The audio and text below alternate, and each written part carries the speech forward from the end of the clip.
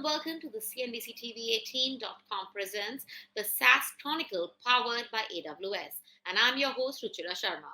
In this series, through various engaging conversations with SaaS leaders, we will decode and uncover the strategies that need to be adopted to master market uncertainties and ensure business continuity and growth in the current and dynamic business environment.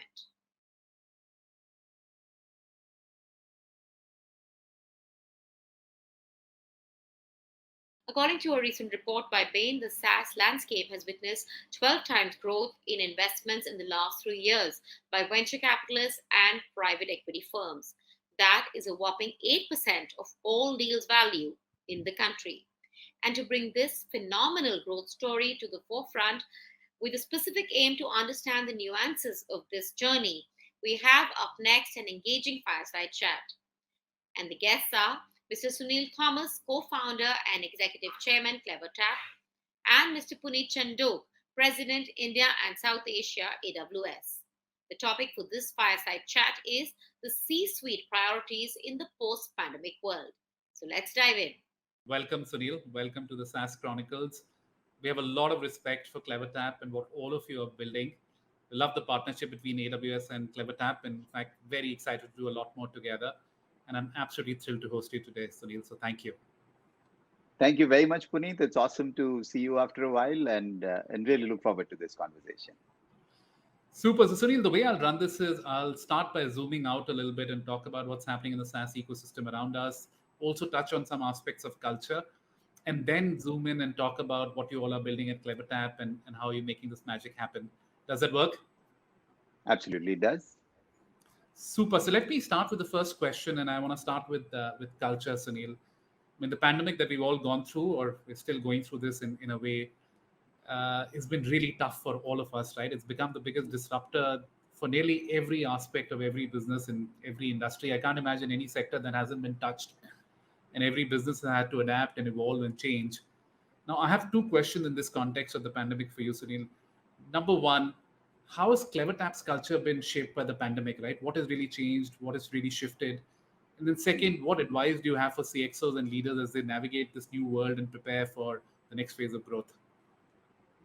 That's a great question, Puneet. I really feel that there are new facets of culture that have definitely emerged at CleverTap. And it's really been in response to this rapidly changing, unpredictable external environment, right?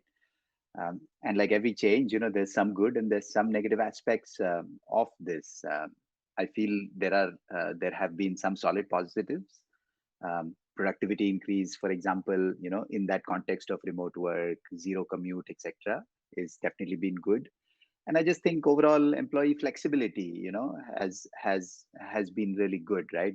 They're able to balance a little more their time, their energy towards work, towards family, and so on. But there are also negatives. I mean, I think losing out on engagement, true connection to the workspace, collaboration, even team building at times, right? Um, and these are real negatives, I feel, to the workplace. And somehow I feel that organization cultures, including that at CleverTap, right, in this pandemic era, have generally shifted away from this high performance orientation, chase every day, um, to one that's of empathy, that's of understanding, that's of mutual support, and so on. So it's this mix. It's good and it's bad. No, I'm glad you spoke about that, Sunil. And as you said, right, it's been both positives and negatives. But I think the one thing that I loved about your answer was this focus from just focus on deliver results to empathy and Amazon. We said rather than just holding people to the bar, help them to the bar. And I think the worst thing we can do is go back to the old ways and lose some of the learnings that we've had in this pandemic. So thank you for that. No, absolutely. It's important. I think your second question was about advice to CXOs and leaders of how to navigate through this, Puneet. And again, I want to start by saying that this period has been very unpredictable, right? It's been very unpredictable for employees and employers alike. And overall, I think big kudos. I think both deserve a lot of credit for their just agility to adapt to this changing environment, right? And I think to may not exactly be advised, but to remain competitive, I think companies and leaders need to commit to a lot of new technology, new processes, right? And it's just not technology to improve communication, but really to improve flexibility, to improve productivity, and overall to create a better experience. Honestly, not only for employees but for customers also alike, right? It's critical. Um, I can double click a little bit, on the real issues involved. Working in the office is no longer the norm, right? And now, as leaders, you have to think of hybrid teams, you have to think of fully remote workers, and so on. And you have to think of how people connect when they are not in the office. You have to think about remote workers possibly missing out on key conversations, and how do you make up for that? Will you develop distinct and different cultures for in office and remote employees, which is probably not going to be good, right, in the long term? And these are all difficult questions. I can't claim to have any or all of these answers. I'm sure everybody is struggling with it, but uh, this is what's in front of us today, that we as leaders have to figure out and move forward. Yeah. Let me, Sunil, change gears a little bit and talk about what's Mhm. happening in the SaaS ecosystem. And you're in the middle of the storm, and it's incredible to see Mhm. what you all are building. But India is now emerging as the SaaS factory of the world. We recently overtook Mhm. UK, and we're now the world's third largest ecosystem after the US and China. We're also becoming the natural home for SaaS businesses to build. Mhm. It's incredible to see the 15 out of the 17 SaaS unicorns in India have come in the last 4 years, and there are many more coming. I think there'll be another 8 to 12 by the end of this year, touch wood. But what advice do you have for the 1100 plus SaaS businesses that are around today and that are building for the world from India? What advice for them, for their founders, as they look about this new wave of growth and build for the future? So, Puneet, totally agree, right? Truly, truly exciting times. I mean, this is incredible, right? The opportunity in front of us, SaaS emerging out of India, is just immense, right? It's massive. And for the first time, I feel, Puneet, we have role models in front of us, right? SaaS companies like Freshworks very recently just achieving a lot of success, right? So there are role models to look up to in front of us. For the first time, we do have a lot of unique talent with us, right? People who talent not in terms of just skills, right? But people who've been there and done it, right? Participating in successes and participating in SaaS failures through, right? Too, through their journey. But that experience exists today in India. So, it's just incredible. I mean, it's just fun to be in this space. It's just really exciting. And I mean, you asked for advice, but my only advice, honestly, is for founders and leaders to be, heads down, focus on operating your business. Don't get distracted by thinking about some big outcomes, or sort of building something sort of fast and smoke and mirrors, if you will, right? There's just incredible opportunity in front of us, and it'll be a shame to lose out on it, by not being focused to it. Let's talk about consolidation that's happening in the SaaS world. And in the past 6 months, we've seen a flurry of acquisitions in the marketing tech space. And Mm. congratulations, you guys acquired Patch. That was really exciting. But what do you think is fueling this consolidation? Do you think this trend will continue in the coming years? Mm. Yes, Puneet, I definitely think consolidation is on the cards. I mean, like you said, it's already started, and I think it'll continue for a while now.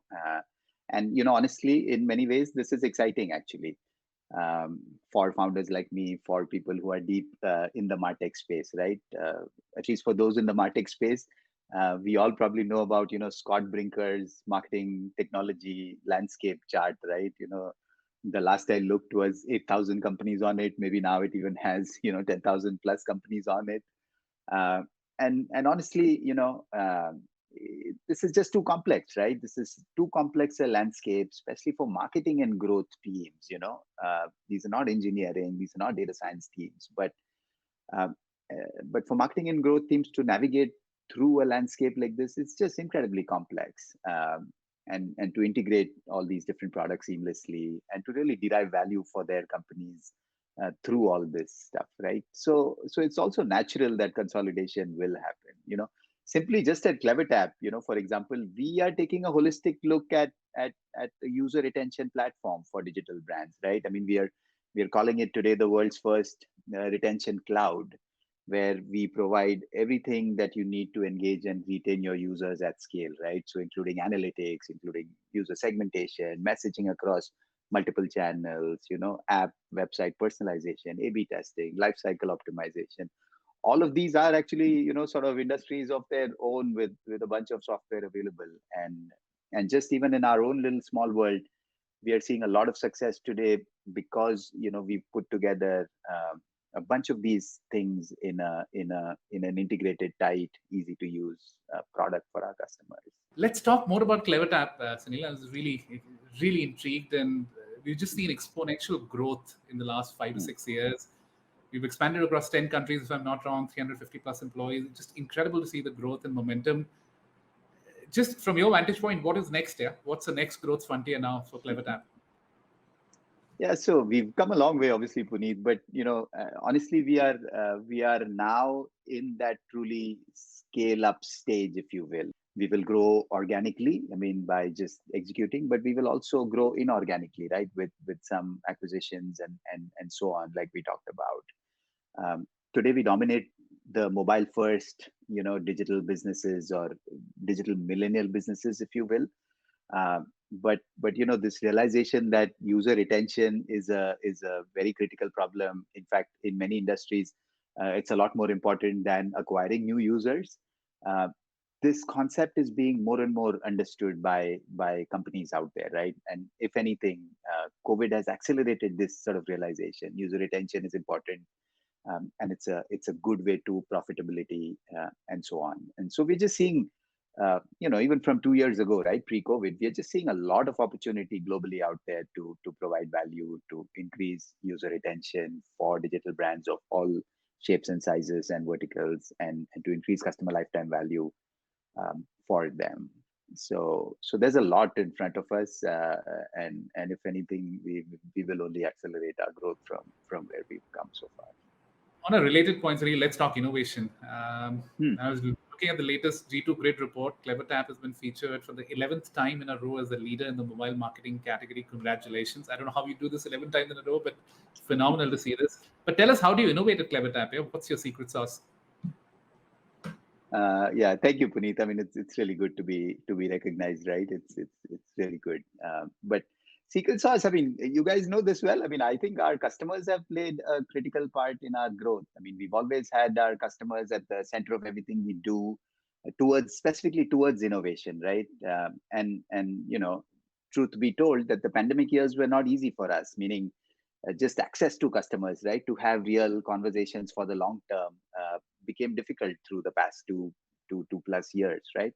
But as the world is recovering now, we have further, if anything, buttoned down or emphasized this value internally within CleverTap.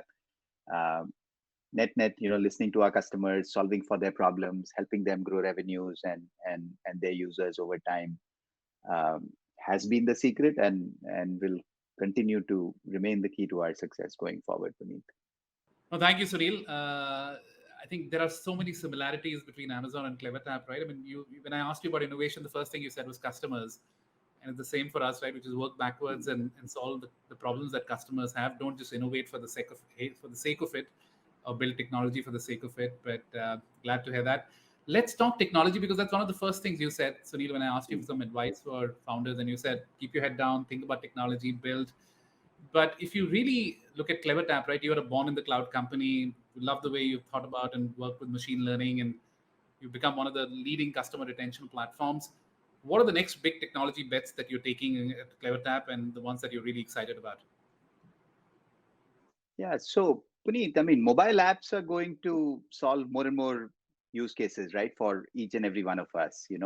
Many of these seemingly offline things are now online, right? Ordering food, booking a cab, dating, watching a movie, banking, whatever it is, right? Education, and so on. And through this, the amount of user data, as people are spending more and more time, the user data that's generated, first party actual user behavior data, is simply going to grow exponentially from all these activities.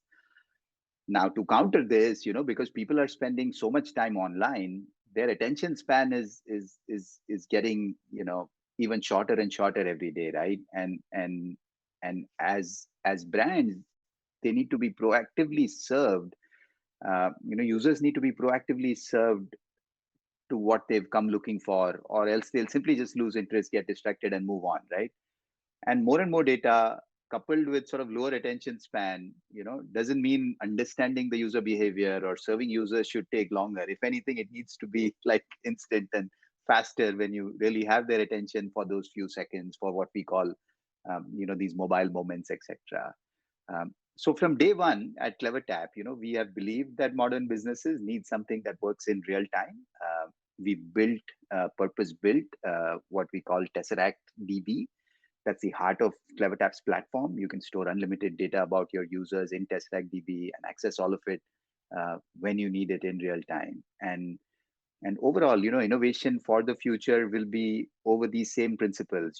Much better context, much better user insights, a lot more automation towards segmenting, towards orchestration of user journeys, all powered by data. And we want our customers to create these magnetic experiences for their users, across the life cycle with the least possible manual effort on their side. It's sort of a day one thing, but we are a long way to be, checking it off as a done thing. So there's a way to go. Finally, let's talk about talent, Sunil. Over the past Hmm, year or two, we've heard a lot about the great resignation wave and this war for talent, especially in technology businesses, right? And hmm, hmm. what's your advice to leaders as they think about attracting and retaining top talent in this new world?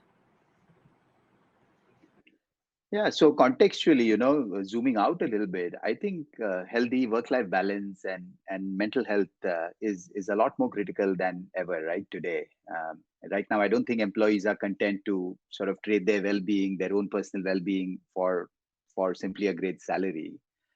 Um, you know, and after spending a lot more time at home during the pandemic, right? And sometimes, unfortunately, watching losing loved ones to illness, etc, many people realize that they need to focus on their family and overall quality of life, and so on. And from the zoomed out approach, I feel this shift in attitude has been the major driver of the great resignation, Puneet. And how do we tackle it? I really feel that solid communication, transparency are two key things for leaders today. I think during this period, employees have learned to appreciate a boss who's open and honest, right? And even when the news is bad or when you don't know the answers, right? Which has been almost every day for the last 2 years. But open communication, while always good, is now just must-have quality, I think, in any culture. So overall, I don't know. I'll encourage leaders to sort of be a unifier, align teams to a common goal. Number one. Number two, lead with your heart. I think remote working can be unforgiving at times. And third, last but not least, I think celebrate big as well as small successes. I think we just have to find ways to enjoy the journey, and let employees enjoy the journey. Else, the destination's not going to be as satisfying. Um, so Oh, useful tips, Sunil. Very useful ideas. In fact, I was reading somewhere, somebody said the war for talent is over. Talent has won, period. Talent has won, period. And it's saying, don't talk about the war for talent because talent has won. I think that realization itself, and the way you said magnetic customer experiences, we got to think about magnetic employee experiences as well, right? Which is, absolutely, yeah. love the tips, right? Which is more communication, more transparency, being vulnerable, right? I mean, none of us know all the answers, but showing up, acting like you know the answer is the worst thing you can do as a leader. Be a unifier, lead with your heart, and celebrate. No, Because no, I like the line, Puneet. I'm going to use this. War for talent is over and talent has won. I mean, that's a great line, actually. I loved it, right? Which is saying this, we have to Hmm. just have to realize that the world has changed, and we have to think about employee experiences in a much different way, right? Much more different way. I'll tell you Absolutely. one more thing, right? We do the all hands, and every company Hmm. does it. We recently Hmm. shifted to an all hearts. Now, Oh, beyond just wow. the symbolic move, can Hmm. we really have conversations from the heart and be vulnerable and open? And as you said, more communication, more transparency, Hmm. and hopefully that would help. That's really nice too. Hmm. Super. So, Sunil, once again, it's just incredible to talk to you. I remember I met you last time in person and this time virtually. Next time, hopefully, you'll be in person again. We'll Thank do you it for soon in person. all the advice and input, and just as always, precise, sharp, and completely on the point, Sunil. So, thank you for doing this and really appreciate it. Thank you very, very much, Puneet. Really look forward to meeting you in person very, very soon sometime.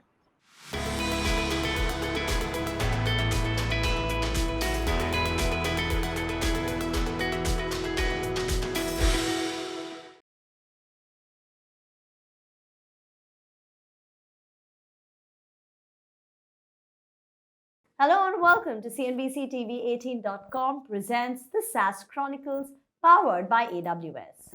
Today we're talking about the impact of the COVID-19 pandemic on revenue and the growth plans of companies across sectors. In the midst of lockdowns and shifting customer demands, businesses witnessed a drastic drop in customers.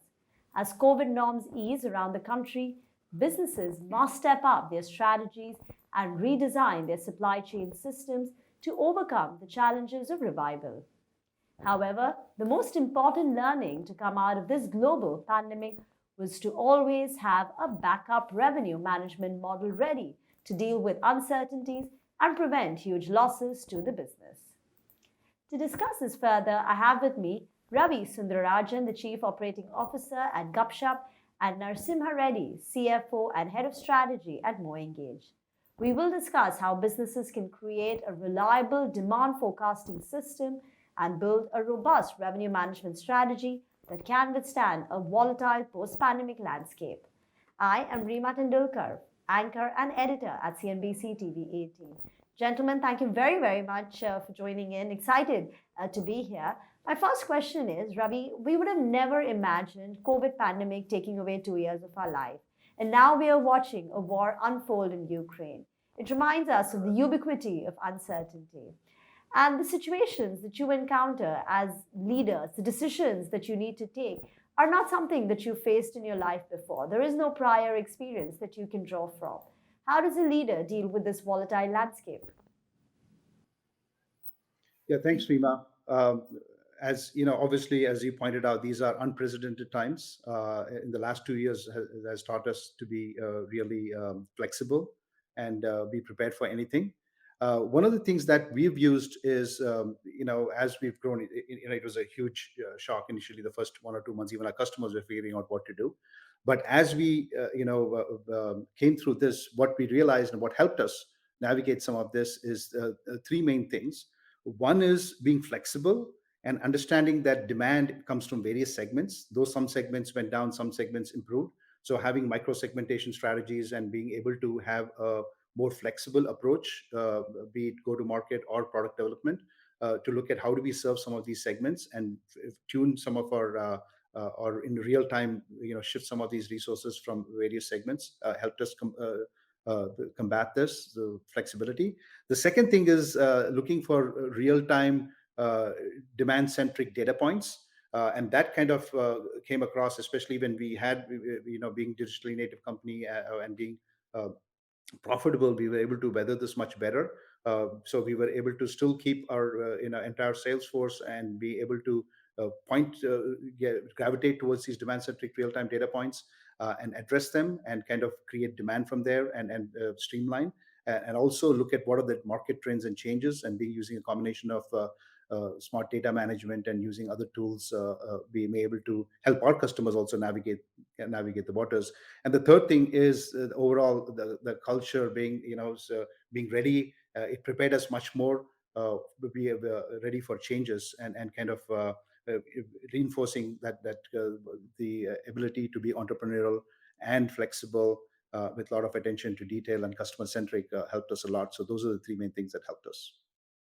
Narasimha, how do you get your organization to be agile, to be ready to take off when the situation eases? Because as Ravi pointed out, you can never really be prepared.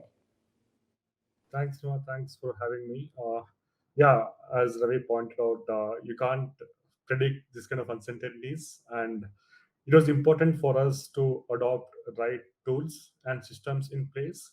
I think a couple of things that we had done pre-pandemic, which helped completely during the pandemic phase, was having the tools like OKRs, which could help align your goals across the companies and across the functions. And that kind of solves a lot of communication gaps that you see during the pandemic phase with multiple stakeholders working from multiple places. So as the pandemic unfolded, we obviously were better prepared because of the tools and process we had in place, I would say. And as it eases down, I think all of us have been able to essentially understand how we could essentially be prepared for growing the businesses at much faster scale. And I think we have made more progress there in the last 2 years than it was before. And I think, especially for tools like us, when there is a lot more focus on adopting digital channels for consumer companies to drive their growth, it helped us to essentially have a lot more customers during the last 12 months. And I think, I would say, we have been better prepared post pandemic today compared to what it was 2 years back when this pandemic just started off. I'll come back to you, Narsimhan, to understand how you're better prepared right now. But Ravi, just to understand a little bit more about the best practices of, from a revenue point of view. Now, you deal with a lot of enterprises. Some of your customers may have seen their revenues come to a knot in at least in the immediate aftermath of the COVID, whether they were, suppose if they were in the travel, hospitality, tourism sector. While for some of your, enterprise companies that you deal with, or someone like you, say if you're catering to a healthcare professional or a healthcare company, their revenues saw a big boost. So can you talk about how do you navigate when some companies have seen a big severe stress on their financials and some have not? What are the best practices when it comes to revenues? Yeah, I would say there are three main things, best practices from a best practices perspective. One is, I would call that segmentation, right? And also being prepared to serve some of these segments very differently. When the pandemic happened, obviously we didn't expect this to happen. Travel and hospitality and a few of the other sectors, even for some of the clients that were dependent on physical retail, they all came to a standstill.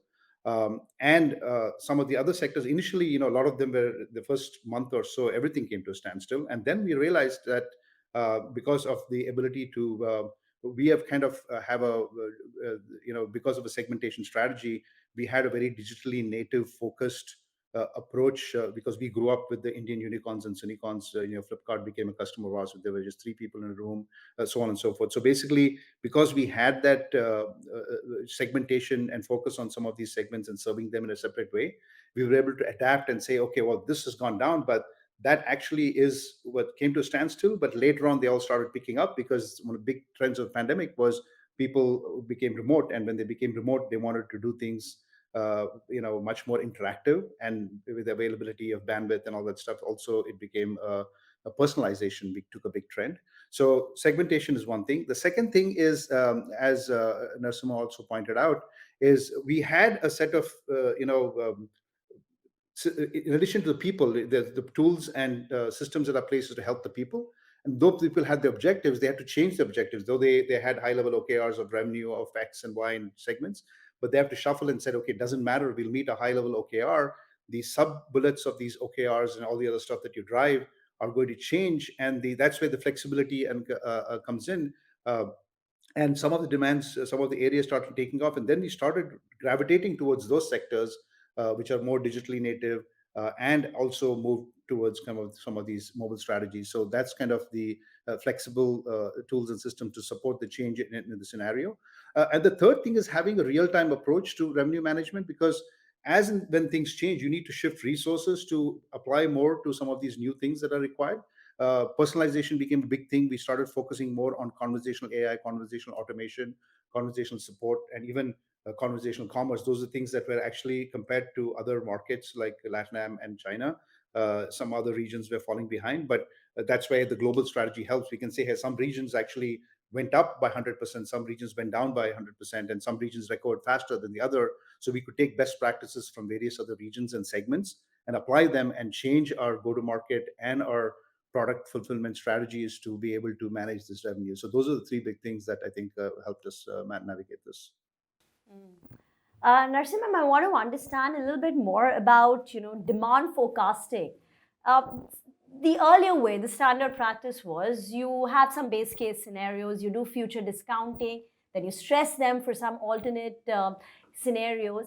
But I think even in anyone's wildest imaginations, the most, the absolute worst case scenario, you would not have penciled what we've all gone through in the last 2 years. So demand forecasting models need to change. How do you approach it now as we enter into this post-pandemic volatile world?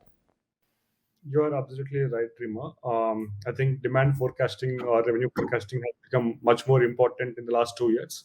So, in SaaS companies like us, where we generate revenue from B2B customers directly, like the likes of Flipkart or Ola or Oyo and Big Basket and so on. It's important to understand what are the levers of revenue generation. In our case, it was pipeline and conversion and sales cycle has been the three important levers. And you should know how these levers are behaving in real time when some uncertainties like this are hit in the world. So we had a very good tools in place. Like, let's say, for example, we use HubSpot to look at top of the funnel in real time. We look at Salesforce for forecasting revenue from the conversions that you generate from the pipeline. So I think having the right tools to give you a clear understanding of the levers that will help you generate revenue is very important in today's world. And the tools like HubSpot or Salesforce could help you effectively forecast your demand and revenue and be better prepared. Ravi, the truth is that even these big clients that you service, the likes of Flipkarts and big baskets of the world, are also struggling to keep pace in a world which is so fast changing. Customer expectations from them are also changing, which means the enterprise technology that you serve to these big clients also needs to keep pace in terms of speed, in terms of agility, even in terms of cost. Could you share your thoughts about how the expectations from the clients that you serve are changing, which requires you to constantly be on your feet?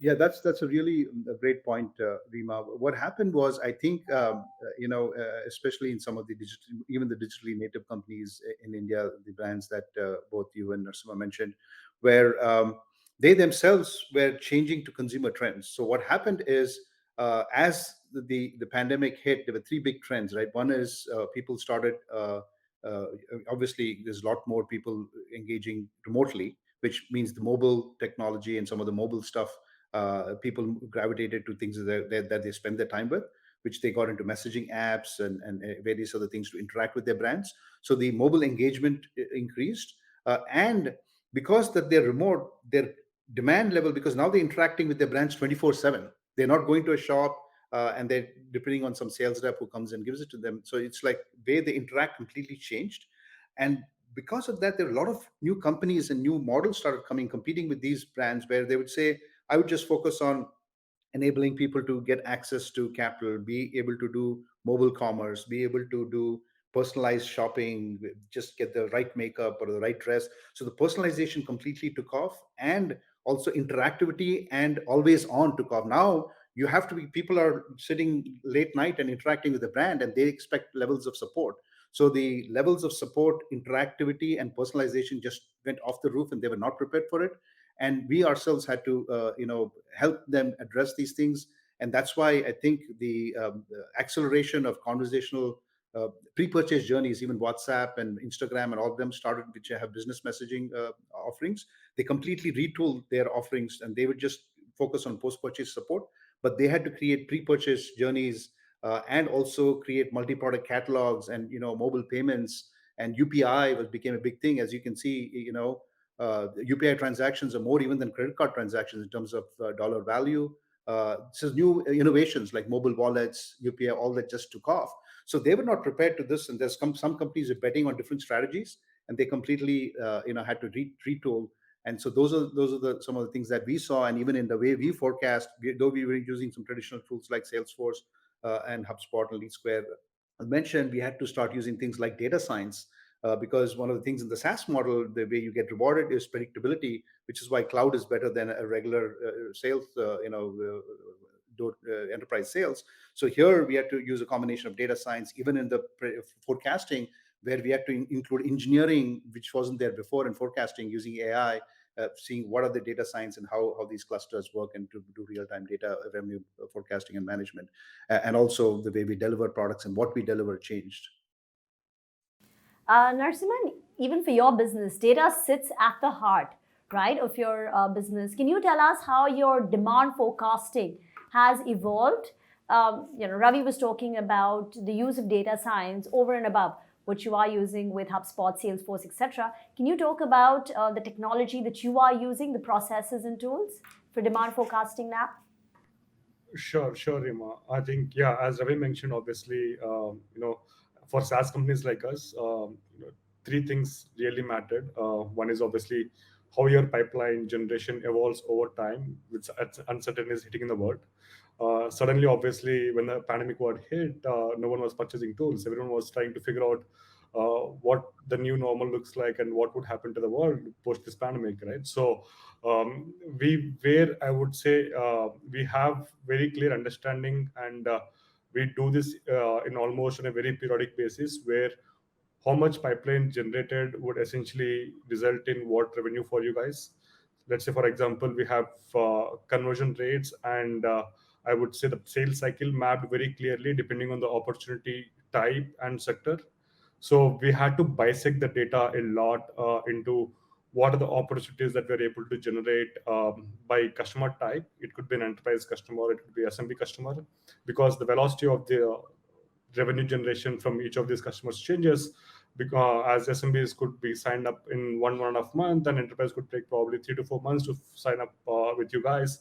So I think we were able to essentially bisect the data in multiple forms, which could help us essentially understand what are the conversion rates across each of these customer types and sectors, and what would be your resulting revenue accordingly, month on month or quarter on quarter, and so on. I think we have built a lot of data enabled metrics in the system along with HubSpot and Salesforce, which helped us, I would say, predict the revenue much better than what it was before pandemic.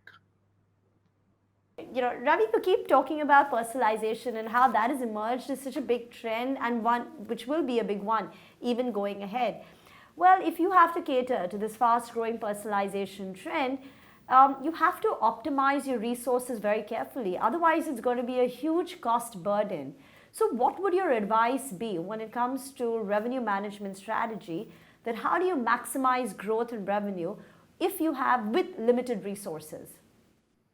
Yeah, in fact, one of the things that we did post pandemic is change our tagline to call it one on one with everyone. What every brand wants to do when they're starting a business, be it a startup or an established brand, post pandemic, they all had realized that personalization. In fact, we have McKinsey's done some analysis, and various other companies have done some analysis. One of the key findings was that the brands that had adopted personalization saw and some of these ability to be able to interact and be always on, were able to show a 25% increase in revenues compared to the cohort of the other brands.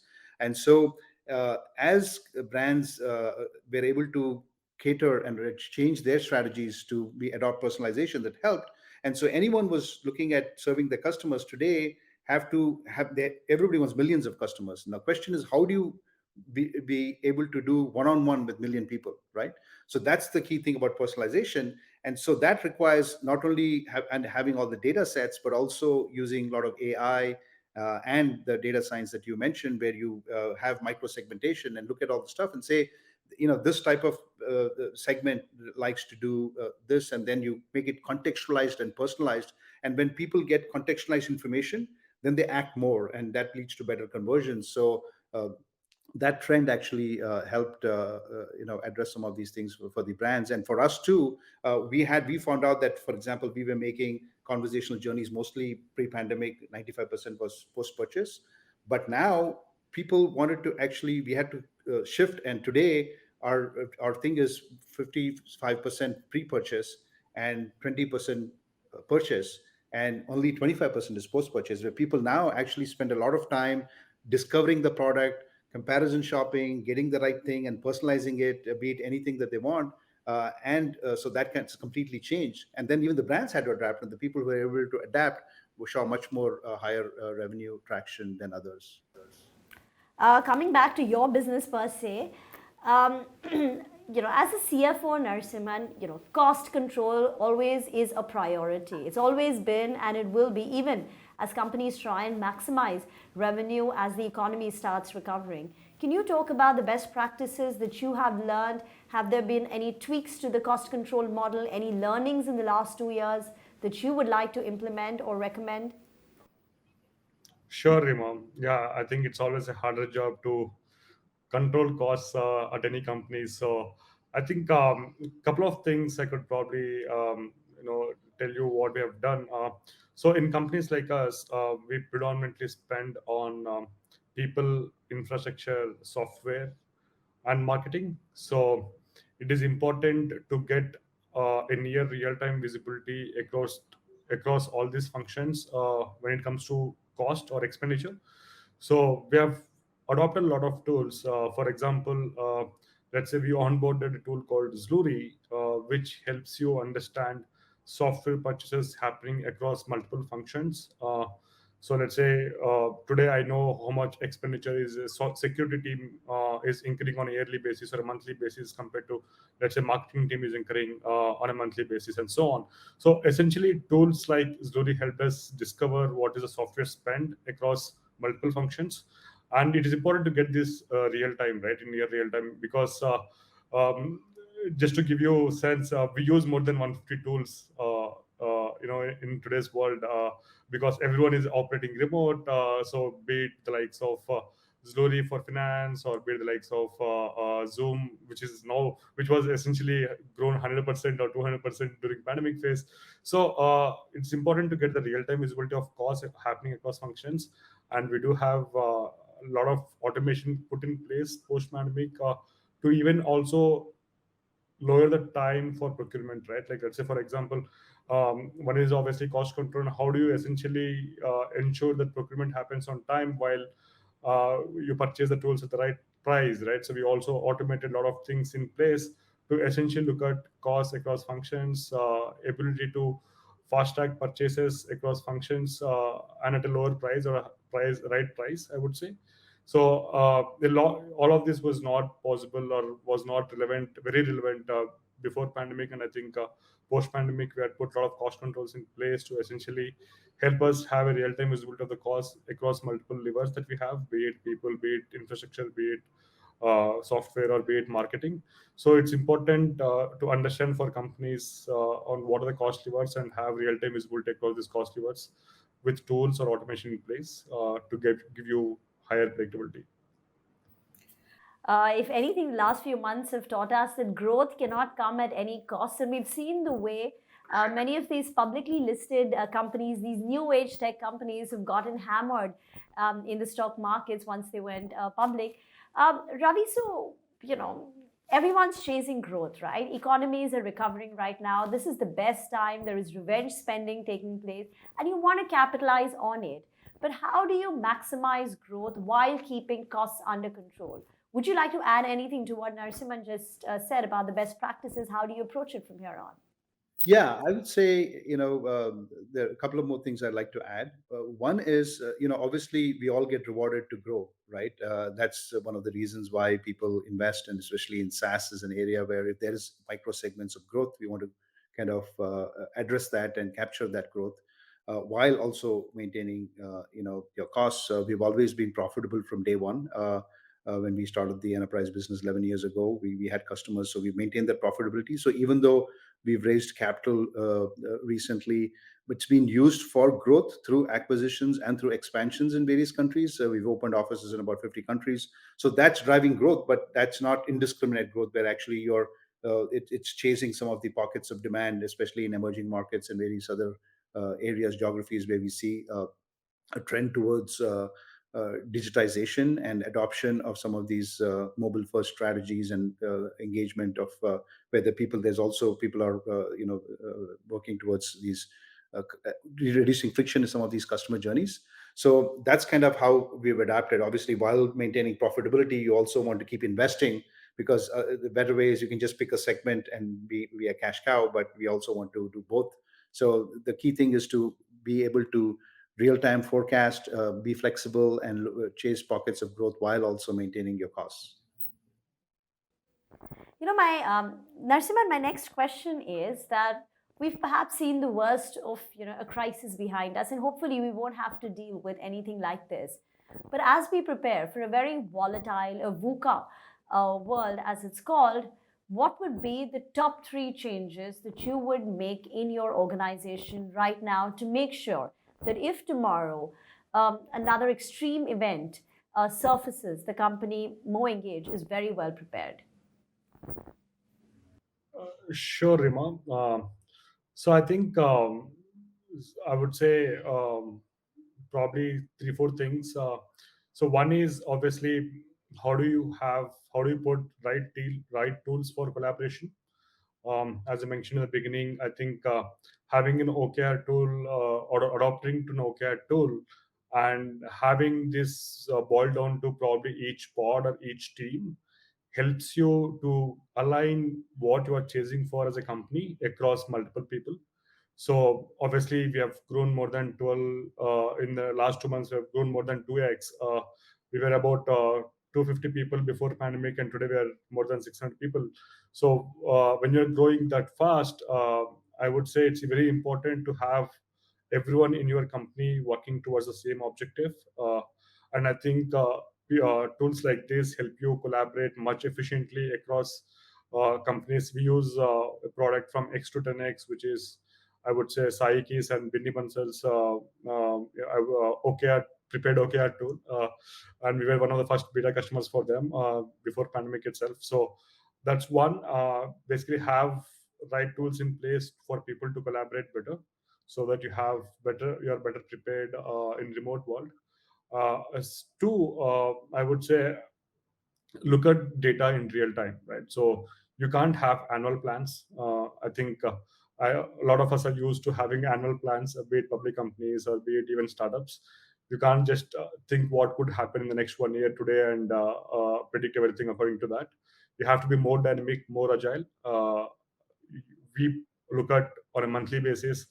Depending on the stage of the company, you could decide whether to look at a quarterly basis or semi-annual basis. But I think having more dynamic plans in place while you have annual operating plan, which is probably a broad thought at the beginning of the year, but be more agile and have plans at regular intervals and see how world is changing so that it can be more prepared. I would say these two have helped us be much more predictable in our both revenue and costs. And third thing is, I would say, be more empathetic. Talent is something which is available rare in today's world or scarce in today's world. You have to ensure that you maintain your culture as a company and be more empathetic to people because it was different when it was physical. Today you don't know what a person is going through by connecting for work on Zoom or Google Meets.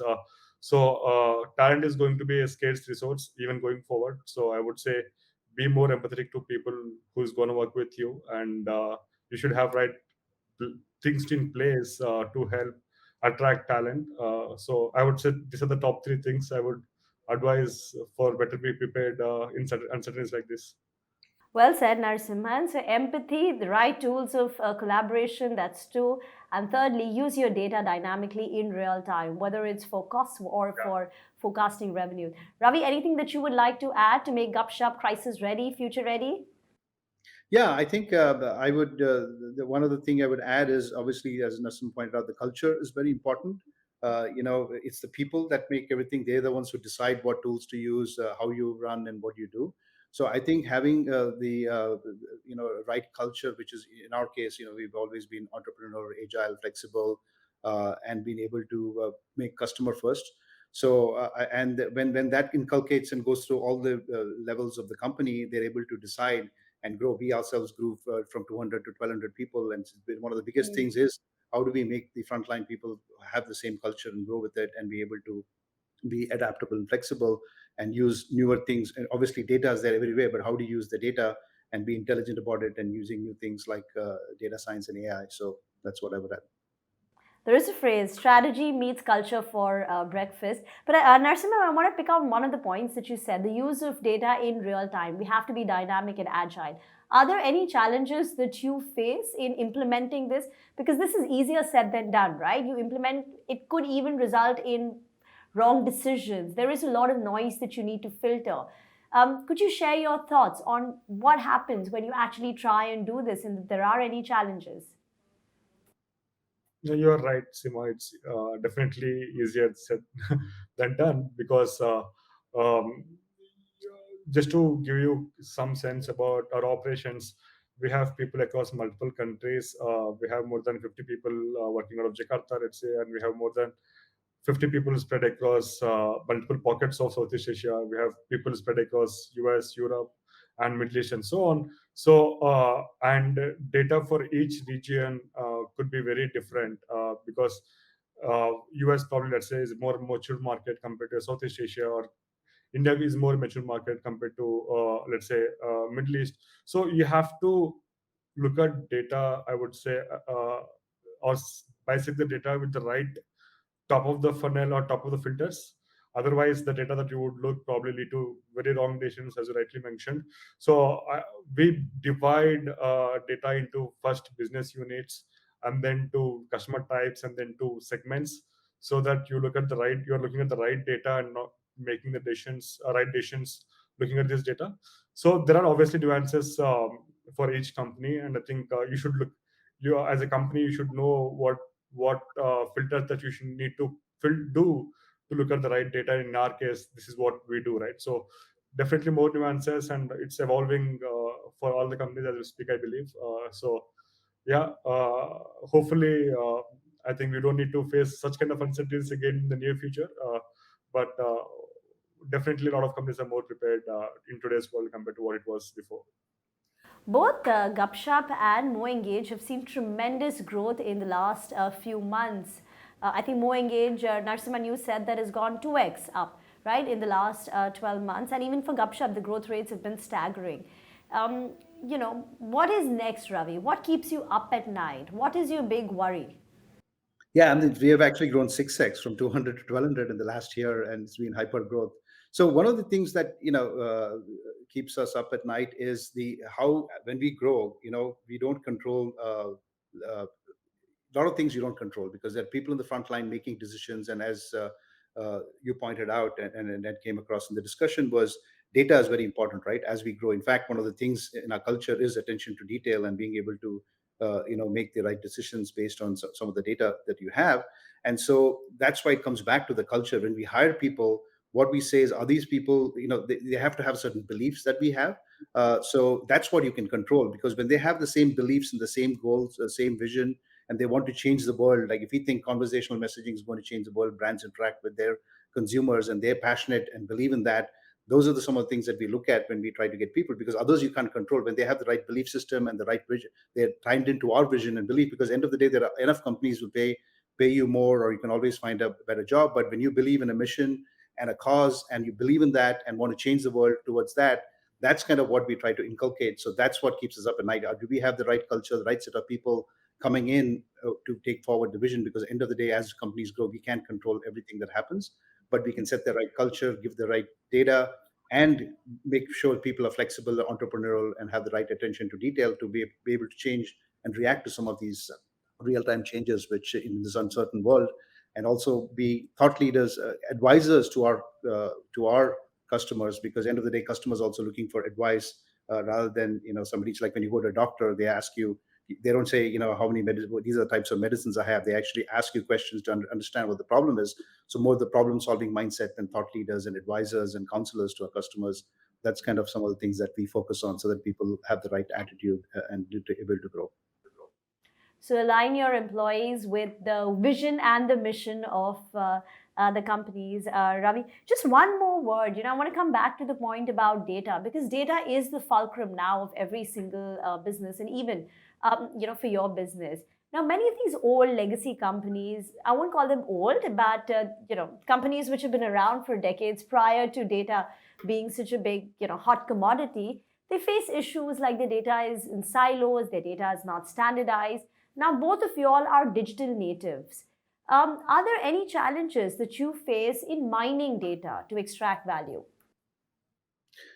Yeah, I would say, data, especially, if you don't do the right things with the data, it's like garbage in, garbage out, right? So what data that you get, it depends on what you're looking for. So micro segmentation and being able to make sure that you don't get analysis paralysis, but get the right set of data that's required to make the decision and move forward. And sometimes you get the data by trying different things. It's okay to fail forward, but you don't want to make the same mistake again. But it's okay to learn from our mistakes, but bias towards action, but using data towards that. But I think obviously, being able to handle some of these large data sets, and a lot of tools have changed, even the databases and some of the things that you manage, it's like huge, right? We handle about uh, you know uh, 6 to 9 billion messages a month, and recently it's been much higher. So when you handle that kind of scale, you have lots of data, but how do you manage that? And there are even big companies that are traditional companies have able to do this transition. So sometimes it's just not only the Microsoft is a good example, right? They're like there forever, but they've kind of turned around, been able to retool themselves and do these things. But I think it's just more of the mindset and getting the right thing going. But yes, being able to handle large sets of data with the right context is more important, and setting the right context in the tools that you create is more important too in mining this data. Thank you, Ravi and Narasimhan, for joining us today. It's been an absolute pleasure listening to both of you. So much learning. So, thank you once again for sharing your thoughts and insights. Thanks, Rima. Thanks, Rima. Thank My you. pleasure.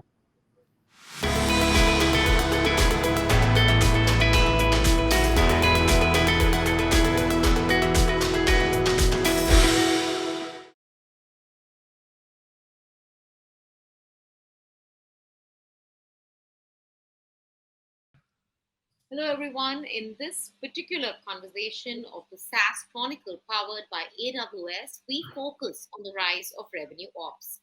SaaS businesses need to continually streamline their base for retention and expansion from existing customers, even as they continue to add revenue at the top of the funnel. And RevOps is potentially the ultimate enabler of organizational revenue because it breaks the silos between marketing, sales, support, and finance to drive alignment across the entire revenue cycle. After the bout with the recent disruptions, businesses have realized that RevOps is the secret weapon to scale up without sacrificing the customer experience. And to talk more about the subject, we have with us a very special guest, Mr. Adam Tesson, CRO Charge B. Hello, Adam, and welcome to the show. Hi, thank you for having me. Great to be here.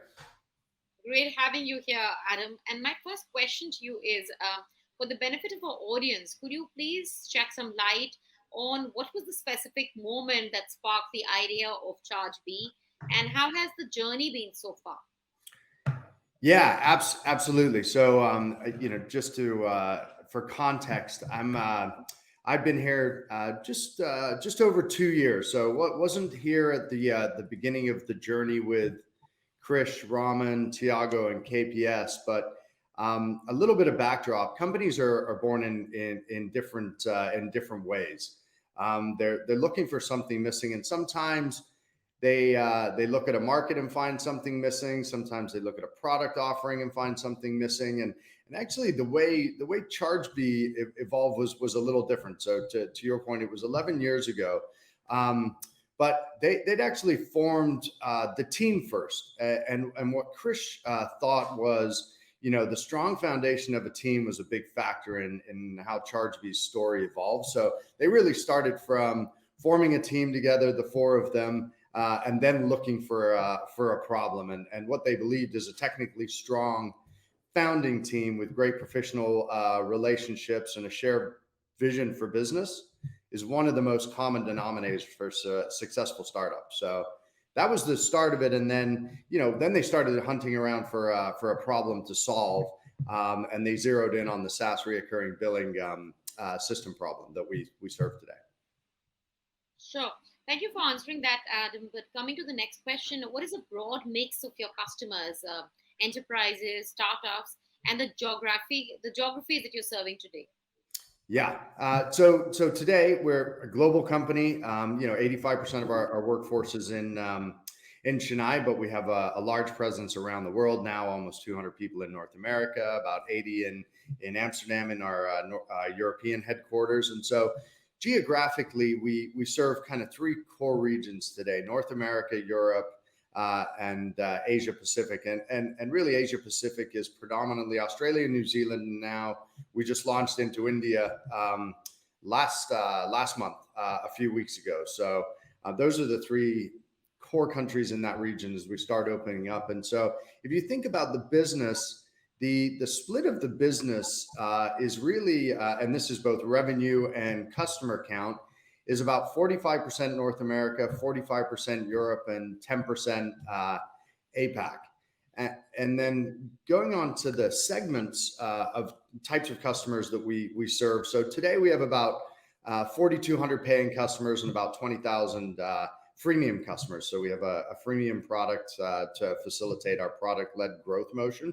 And we grew up in the SMB space. Today, if you look at our customer base, we really serve the SMB and mid-market with a pure 100% subscription businesses. And then we get into the enterprise clients, more traditional, that are spinning up new businesses in those larger organizations that are subscription based. So I would say 70% probably in our startup, which we define as 0 to 3 million, about 20% in our scale up, which is 3 to 25 million, and 10% customers in our growth segment, which is over 25 million up to a couple hundred million. So, Adam, those are some great numbers over there, but how have the needs of your customers really evolved over the 11-year period? And looking forward, what are the top two priorities in context of your product roadmap? And as we speak, organizations are struggling with this continuity and demand fluctuations, specifically in the post-pandemic period. Yeah, great question. So the needs of our customers, if you think about the customers that we serve, we predominantly at the beginning spent a lot of time focusing on B2B SaaS customers. We're now moving into the e-com direct to consumer vertical, but a lot of our customers start in what that startup segment that I mentioned that are a couple $1 million, but end up moving. Then they start hitting the growth accelerator. So their needs evolve over time. So even though predominantly we're catching customers that are a few $1 million in revenue, we work with Freshworks that was a couple million in revenue and is now into hundreds of millions of dollars in an IPO. So our tool set has to facilitate the growth of our customers. So as they move from being a startup with an integration to maybe a QuickBooks, then they evolve to NetSuite. So the needs evolve as our customers scale. Then they need to be global. They need to have multiple gateways, multiple currencies. So really our tool set expands with the growth needs of our customers and being able to facilitate that high growth motion that most of our customers go through because we're in that kind of B2B SaaS startup world. Yeah. And then the second part of your question is, as we think about kind of top two priorities, we think about two sides of our market. One, I mentioned our product-led growth motion. That's hyper important to us. We think there's a lot of value to our customers in being able to facilitate that self-serve onboarding motion. So we're focusing a lot of time on streamlining that process, making it simpler for smaller companies to start up and start using Chargebee as quickly as possible. And then the second part is kind of what we talked about. We look at the what are our evolving customers' needs as they start to really scale, and you get into things like all of a sudden now they have multi-entities around the world. They move into a reseller motion. They have a very heavy sales-driven motion complementing their self-serve. So those are two, and then the other side is just the payment orchestration of dozens and dozens of gateways and being able to optimize our customers' businesses and economic models as they scale. All right, thank you, and very pertinent points over there. But moving on to our next question, even though revenue ops can be a game changer, and organizations realize that. Fragmented functions, siloed environment, specifically in startups and even other enterprises, make it kind of a tough area. So, what is your guidance to a CXO who is looking at Chargebee to begin on their journey and to leverage the power of your platform? Yeah, great question. I think first and foremost that customer journey is hyper important. So when you're looking at a tool set like ChargeBee, you're trying to figure out how do you facilitate meeting the customer where they are. And so we have a lot of organizations that I alluded to a little earlier that maybe at the very beginning start with a self-serve sales motion. Then all of a sudden, as they scale, they're going up market. Now they have to have a sales-driven motion. So that's something that ChargeBee can facilitate. So I encourage people to think about their customer journey and how you meet your customer where they are. The other thing that we see a lot of in this particular space, 60 to 70% of the opportunities and projects that we work on are people replacing homegrown systems.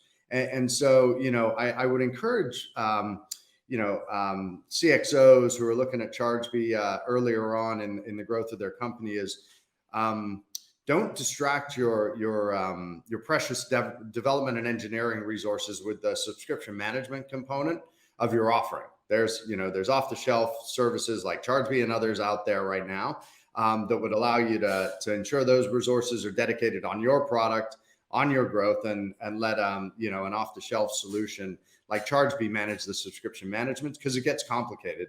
A lot of what we find is people start on this journey and they're like, oh, I'm just going to build one plan by myself. I need one payment gateway and it's in US dollars.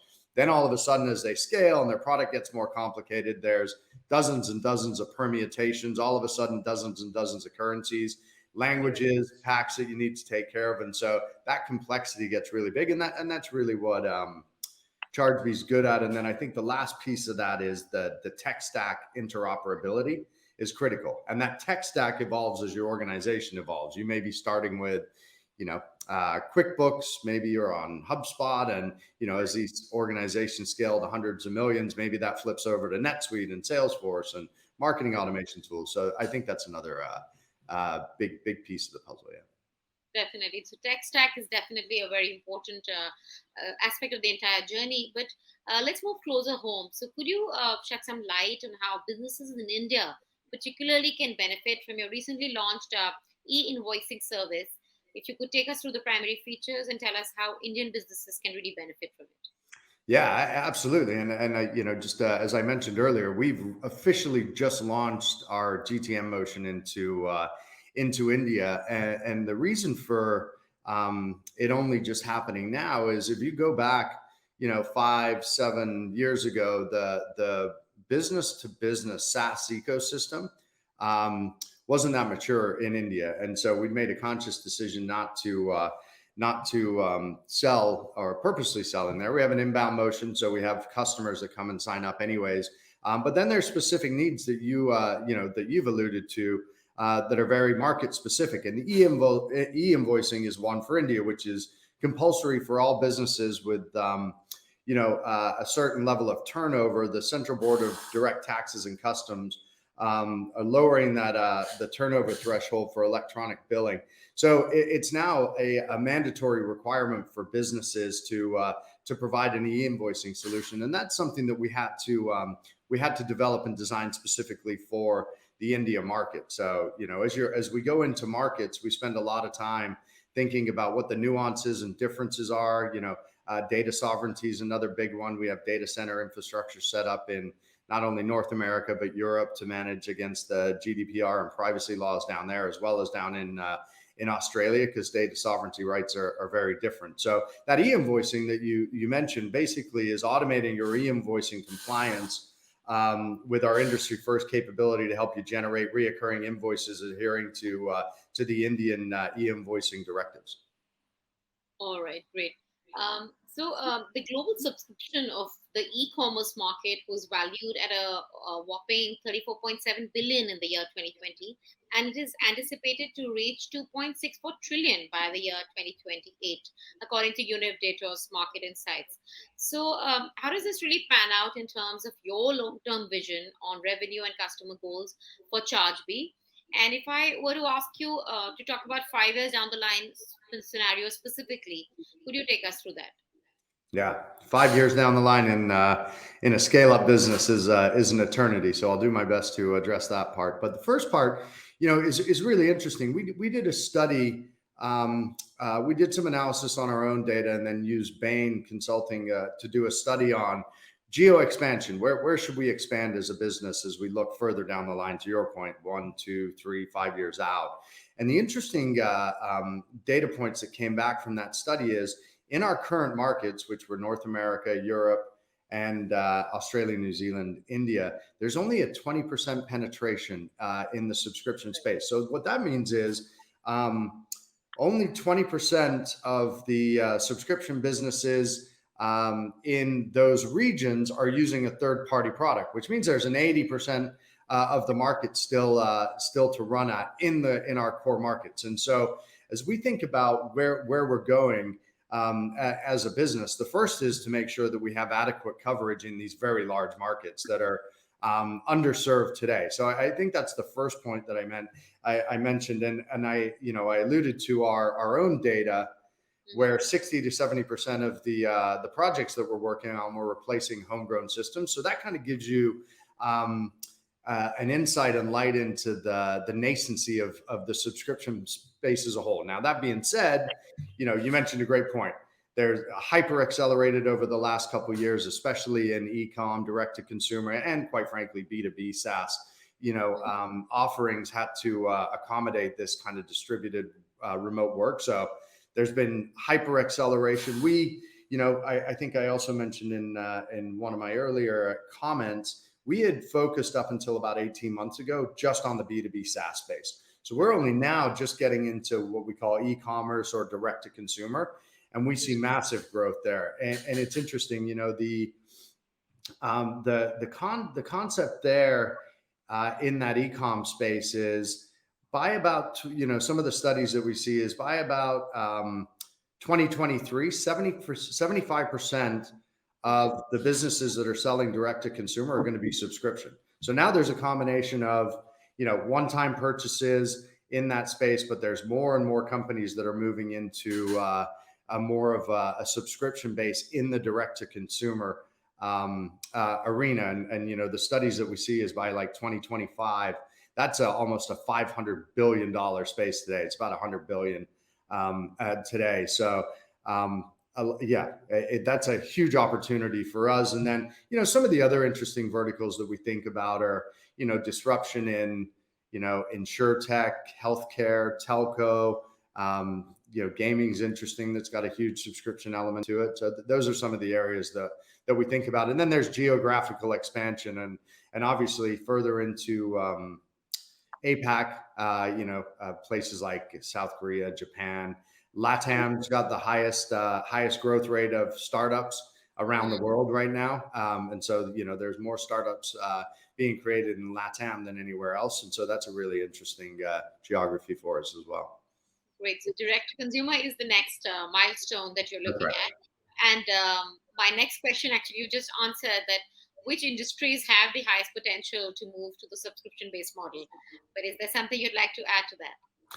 Yeah, I think, one of the things that I'd add to that is while we, I think I mentioned that we're very focused on the SMB and the mid-market space, we do work with a lot of large enterprises. So, companies like Danone, which is the $25 billion food giant in Europe, they're actually coming to us saying, hey, we want to introduce a subscription service to our baby nutrient food line.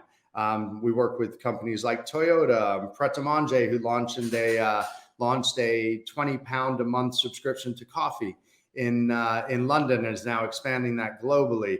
Toyota, BMW has a subscription to their services in Europe. And so, the auto industry is quite interesting because they're trying to, if you think about the technology that's going into cars today, what the auto industry is trying to do is how do you unbundle those elements of the technology and create subscriptions to them? So one of the interesting areas was like you start breaking apart the technology in the car, and you can all of a sudden pay $4.99 to subscribe to your auto headbeams lights in your car versus that being just coming with standard. So they're going to follow a similar model where you watch the airline industry kind of decouple everything and start charging for, you want a bag to check in, you want to check in at the airport. Those are all fees. I can see the technology in the auto industry that's being served into cars being broken apart, and then each component being a subscription. So the auto industry is another interesting space as well that's going through a lot of transformation.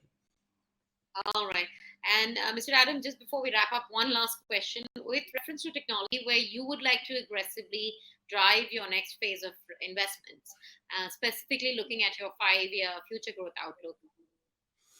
Yeah, great question. Lots in there for sure.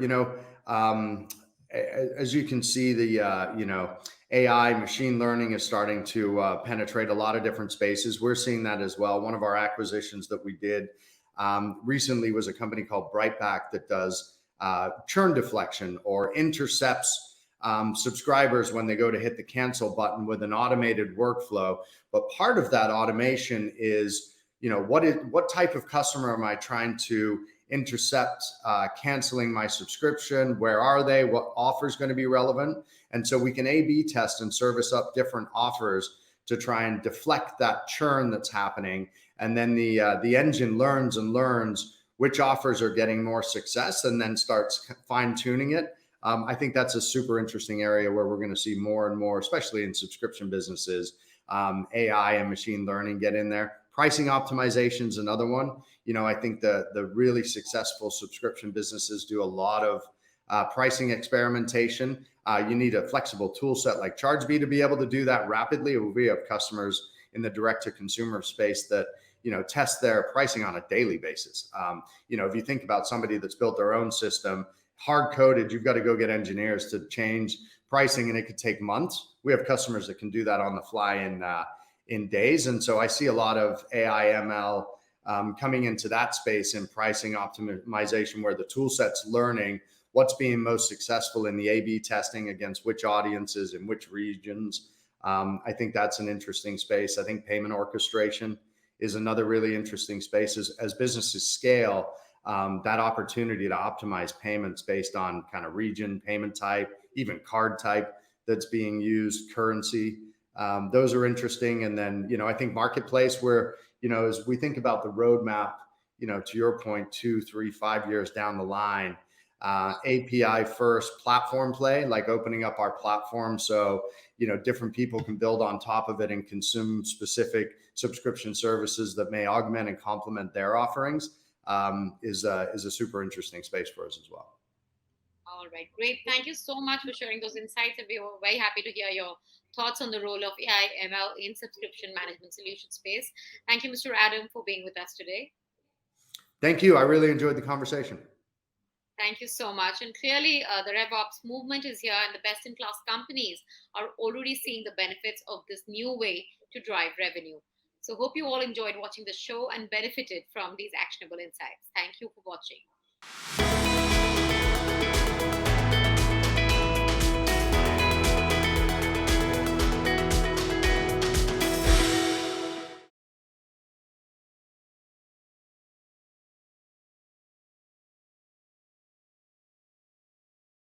In the next conversation, I'm joined by Prashant Singh, co-founder and chief operating officer at Lead Squared. The focus will be on workflow automation. To drive more predictable revenue growth and to improve the efficiency and productivity, business leaders are prioritizing the implementation of workflow automation as well as revenue process automation. In fact, companies that have deployed AI technologies have seen a growth in revenue by 66%. That is according to a recent report which has been published by McKinsey. So let's dive straight into this conversation and focus on the pillars of optimizing revenue cycles with the help of workflow automation in an organization for accelerating growth. Joining me is Prashant Singh, and I am Reema Tendulkar, anchor and editor at CNBC TV 18. Prashant, in a very basic form, workflow automation is using rule-based logic to start a sequence of events. So once we've established the necessary guidelines, the logic, one can send emails, you can establish reminders, schedule activities, and so much more without even clicking a single button. My question is, how can automating the revenue process drive superior as well as consistent sales? Yeah, thanks, Hima. Thanks so much for having me on the show. Certainly, very interesting topic and very close to my heart.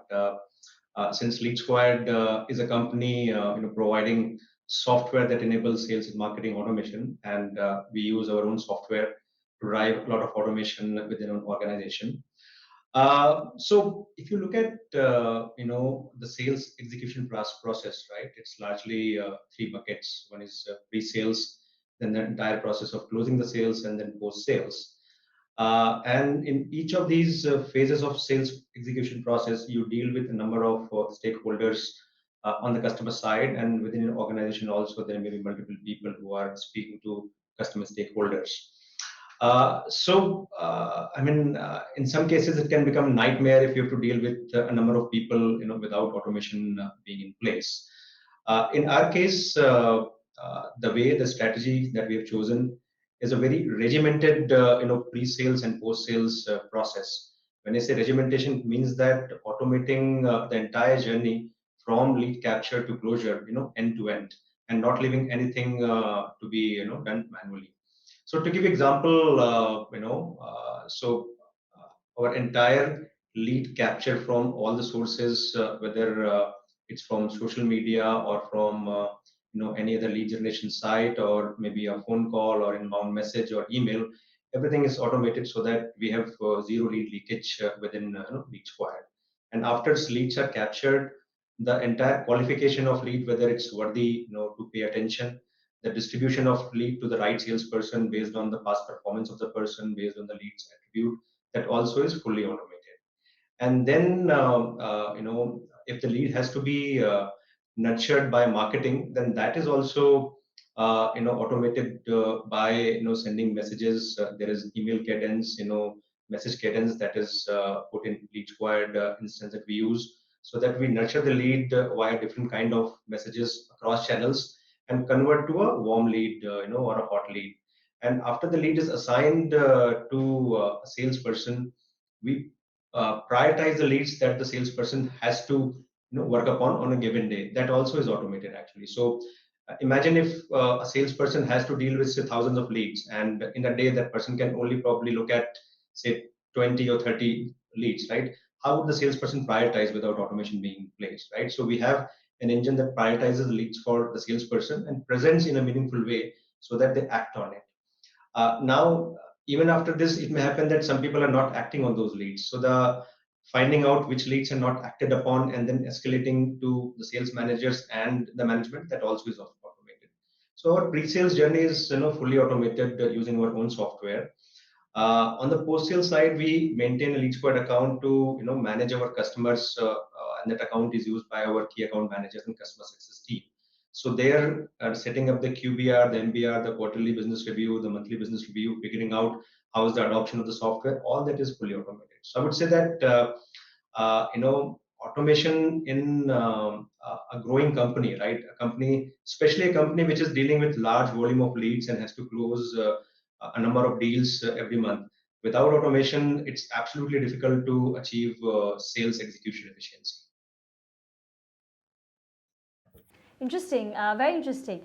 So, can you share that if a company uses a common automation platform like Lead Square for its end-to-end sales and marketing journey, right, from pre-sales to post-sales and marketing, what is the benefit that they've seen in terms of efficiency, lower turnaround time, or an improvement on ROI? Give us some metrics to analyze the benefit companies have seen. So the first benefit they derive is that their lead leakage becomes zero. And typically, before using Lead Squared, the companies may be losing say 10% or 20% of the leads because of whatever reason they are not coming. Right? People are interested, but those leads are not coming to them. Right? So that's absolutely benefit that they get on day zero. Right? Also, by using Lead Squared, by automating the sales and marketing processes and marketing outreach, we have seen that the conversion, from a lead to a customer, the conversion has improved by 30 to 40% for some companies, right? So, and that's a huge benefit. That's a huge benefit. Also, the sales productivity of salespeople, it has, in some cases, it has doubled or tripled. So, if a person was closing say 10 deals a month, that person is able to close say 30 deals a month. after automation is put in place by Lead Squared. So yeah, so I mean, you can imagine that there are so many data points, so many touch points, right? And if a software is able to tie up the entire journey of a lead, right, and gives it in a very usable and presentable fashion to salespeople, then of course the sales productivity is going to increase, and the company is going to derive, sales conversion benefits out of that. Currently, there are so many stakeholders involved, right? You have various account managers, sales representatives. If a company who's using the old format, right, they don't have a common centralized automated platform like Lead Square, if they want to switch and move to your software, are there any challenges that they face? Uh, Depends on upon what kind of legacy system they have in place. See, if it's a fresh implementation of Lead Squared that is happening, and the data has to be migrated from different system to Lead Squared, then essentially it's a business process mapping and data migration problem, and which is not very difficult to solve. But if the company has built a lot of processes around their legacy software, a lot of custom processes, then it takes some time to kind of map them and migrate them. So see, there are always two ways of migration, right? I mean, one is that you do a fresh implementation with a new thought process of achieving efficiency. The other is that you try to migrate the existing process itself on a new software. The first is easier. The second becomes a little tricky, and sometimes we've seen challenges in terms of the some customers' mindset. I mean, it's also a matter of mindset, right? I mean, if somebody is too touchy about the existing process and is not very open to try something new in terms of the process, then it takes some time to convince the individual or the customer to try out the new way of doing sales. But more often than not, we have seen success in that.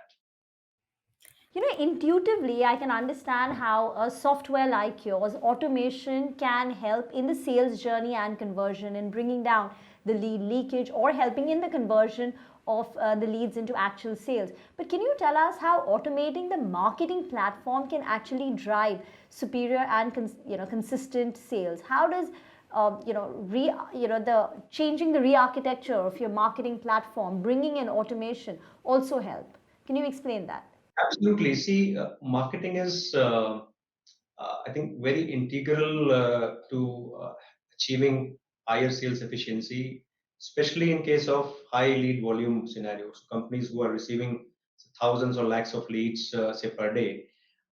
Without marketing outreach, without marketing-based nurturing, it is very difficult for the organization to figure out which are the qualified leads, right? So suppose a lead has landed, using a Lead Square landing page, for a customer, and so I'll give you an example of say an education company, right, or maybe an insurance company as well. If the lead has come from a mobile phone, right, you are able to identify what kind of phone is this, whether it's an iPhone or a high-end Samsung phone or a regular smartphone. So that tells you the paying capacity of the individual, and you'll prioritize that least based on the paying capacity, right?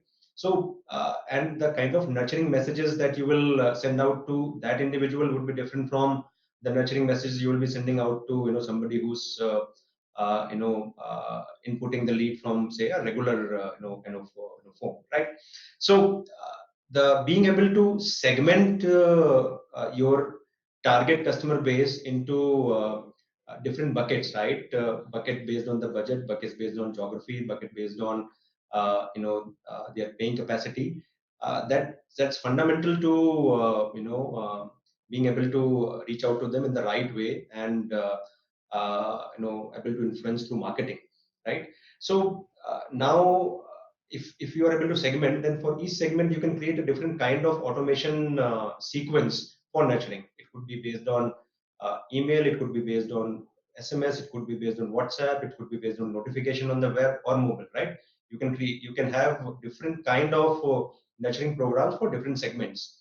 So marketing's objective is to see, ultimately at the end of the day, marketing goal is to either reduce the cost of customer acquisition or improve the lifetime value of the customer, right?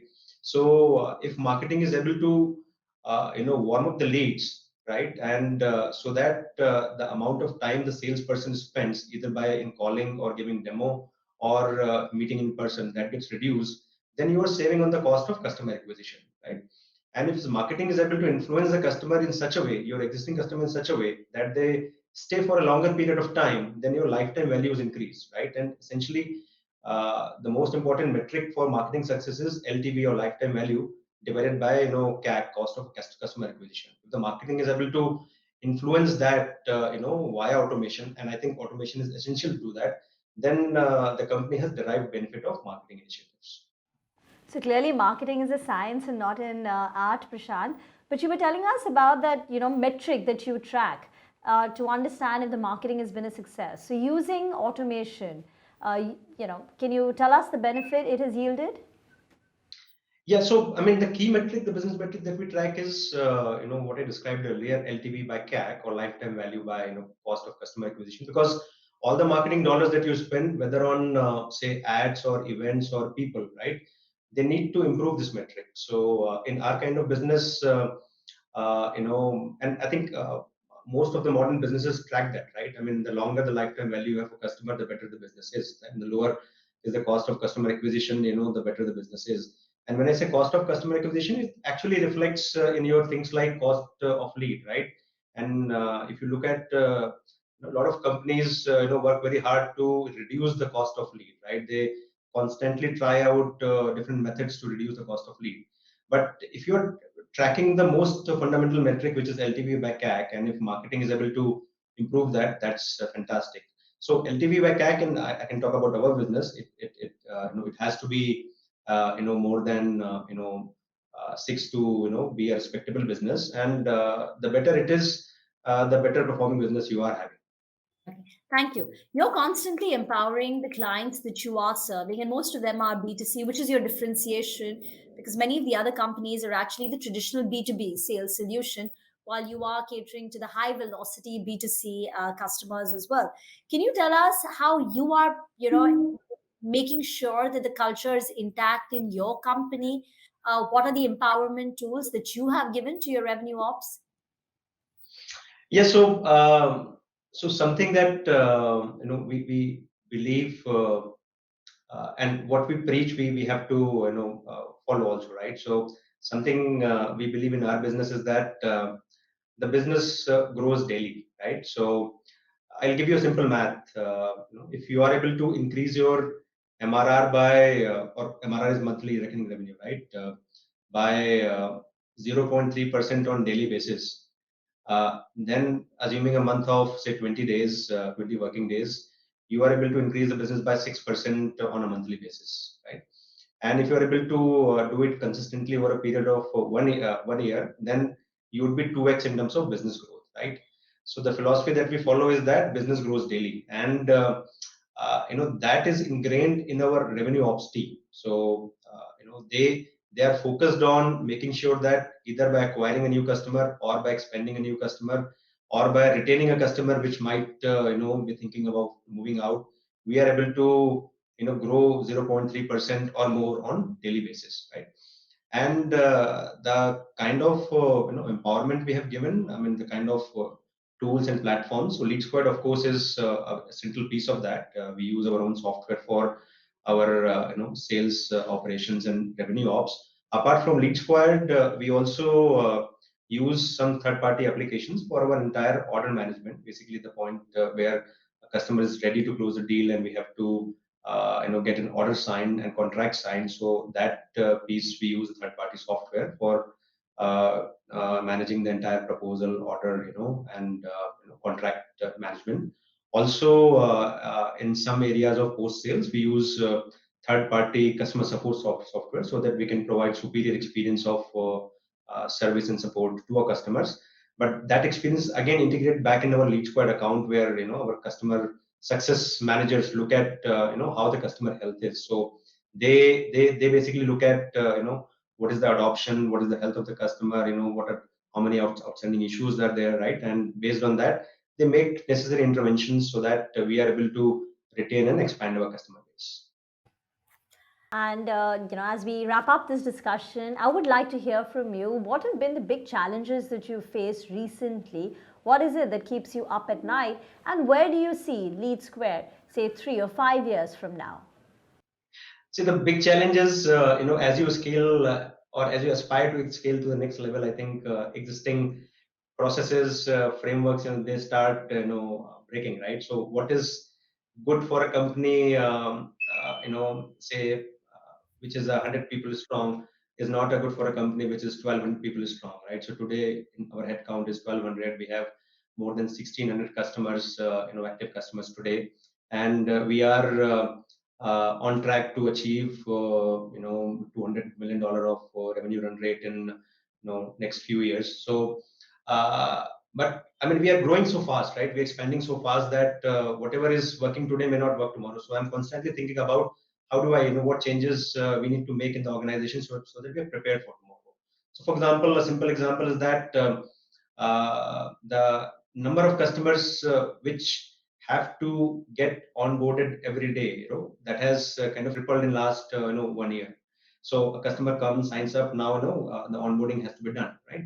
So now how do we templatize or productize our onboarding process so that we can get a customer live, say, in a day's time, right? So so scale, managing the scale and automating things, productizing things, templatizing things, I think that is the focus area for us, so that we can we are able to sign up a large number of customers, that velocity keeps increasing, and we are able to handle them and service them as we grow. And your growth projections, your growth plans?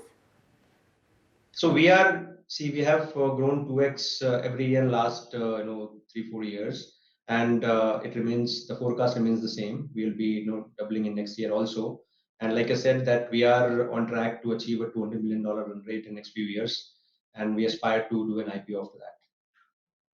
Thank you very much, Prashant. It's been a pleasure speaking with you, and more power to you and all your dreams. Thank you.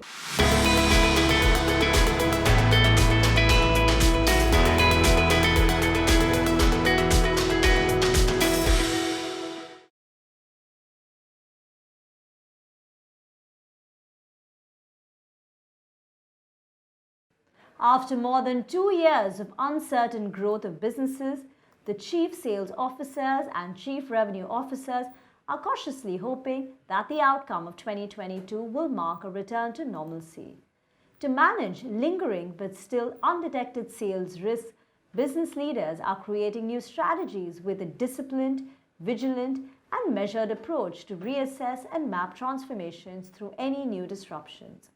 With growing penetration of SaaS tools in business, it is crucial to understand the role of element that supports revenue growth. With the deployment of sales enablement software, businesses can now empower their sales and marketing teams with strategic tools and solutions to efficiently convert any leads into customers.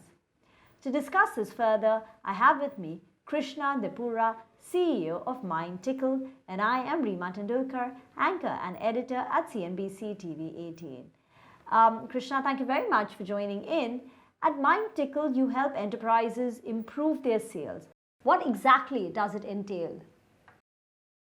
First of all, thank you, Reema, for inviting me to this show. So really appreciate that. At MindTickle, what we are trying to do is, as companies are growing and they are selling their products to most of the customers, how do you ensure that your sales rep are well educated, like they are well trained, they know about your product and the value that they bring to the customers. So this is primarily what our platform does. So using a lot of things like training, coaching, conversation intelligence, content, we empower the companies to ensure that when the sales reps are talking to their customers, they have the best interactions, which in turn results to converting more deals and more revenue for them. So, empowering sales representatives with content, information, as well as tools, which will drive and maximize revenues for them. Can you tell us a little bit about your origin stories? It's been 11 years since you founded MindTickle. Last year, you turned unicorn. What was the journey like? How did it start? Yeah, so our journey was very interesting. So it never actually did not started from sales. In fact, all the four co-founders, we came from an engineering background. product design, sales, and consulting. So we initially started, as our name suggests, what we wanted to do was, it was like mind tickle. So the whole idea was we wanted to do something which is impactful and yet which is fun. So we started as an originally, believe it or not, but more like a treasure hunt platform. This was an online treasure hunt. It was like, those days of Zynga and Facebook, where you will come online and then you will able to do, some treasure hunts around using your knowledge. So it was more of a treasure hunt platform, which then got evolved into a new employee onboarding platform. So companies were using our treasure hunt platform as a gamified way of onboarding employees on their platform, right? So that was interesting twist. And then we realized that while this was good, we were still not impacting the customers. So we started going more deeper into sales. So we started with sales onboarding. And then when we started working with sales, we realized that the sales people are not getting all the help that they need. They are coming from a completely different area or into a new company. So they are practically new and they need to go and convince the customers. So we started with sales training, then sales onboarding, and then we added content to it. We added coaching because we realized that in especially in sales and customer facing roles, your coaching and experience reps or managers giving you feedback on your customers, your product, your market is very important. So it has been a very interesting journey where what has worked for us is we always try to focus on customer needs. So starting from gamification to learning to training to coaching, we have evolved over a period of time, and today we are number one sales readiness platform. And I think there is still more to be done. There's a lot of evolution which will happen. So as the markets Yes. change, as the needs change, you are changing along with them. Indeed. What's also interesting is your name, Mind Tickle. Was that the name for the company when you envisaged it would be a gaming company, something like Zynga? But now there's been a 360-degree U-turn in what your company does versus what you had envisaged it. So why stick with the name Mind Tickle? No, fantastic question. Actually, the name Mindtical is more about the value system, right? So that has been the philosophy that we did not know what we are going to build, but how we are going to build is was always there, which was something mind part was like it was exactly like we actually had a lot of names. To be honest, like we actually did a lot of research on name. So the whole idea was one part on mind, which was like it has to be impactful, and tickle represents the interaction of fun and learning. So when you go and look on the other part of the Mindtickle, like our platform is still much more gamified. When you see we are the best place to work in both US and India. Like in US, we have been recognized for last 3 years as the top 25 cloud startups to work for. So we were one of the first ones. We like 7 years back started the concept of workation, where we take the entire company to Himalayas and shift our offices. We still have all the sports competition too.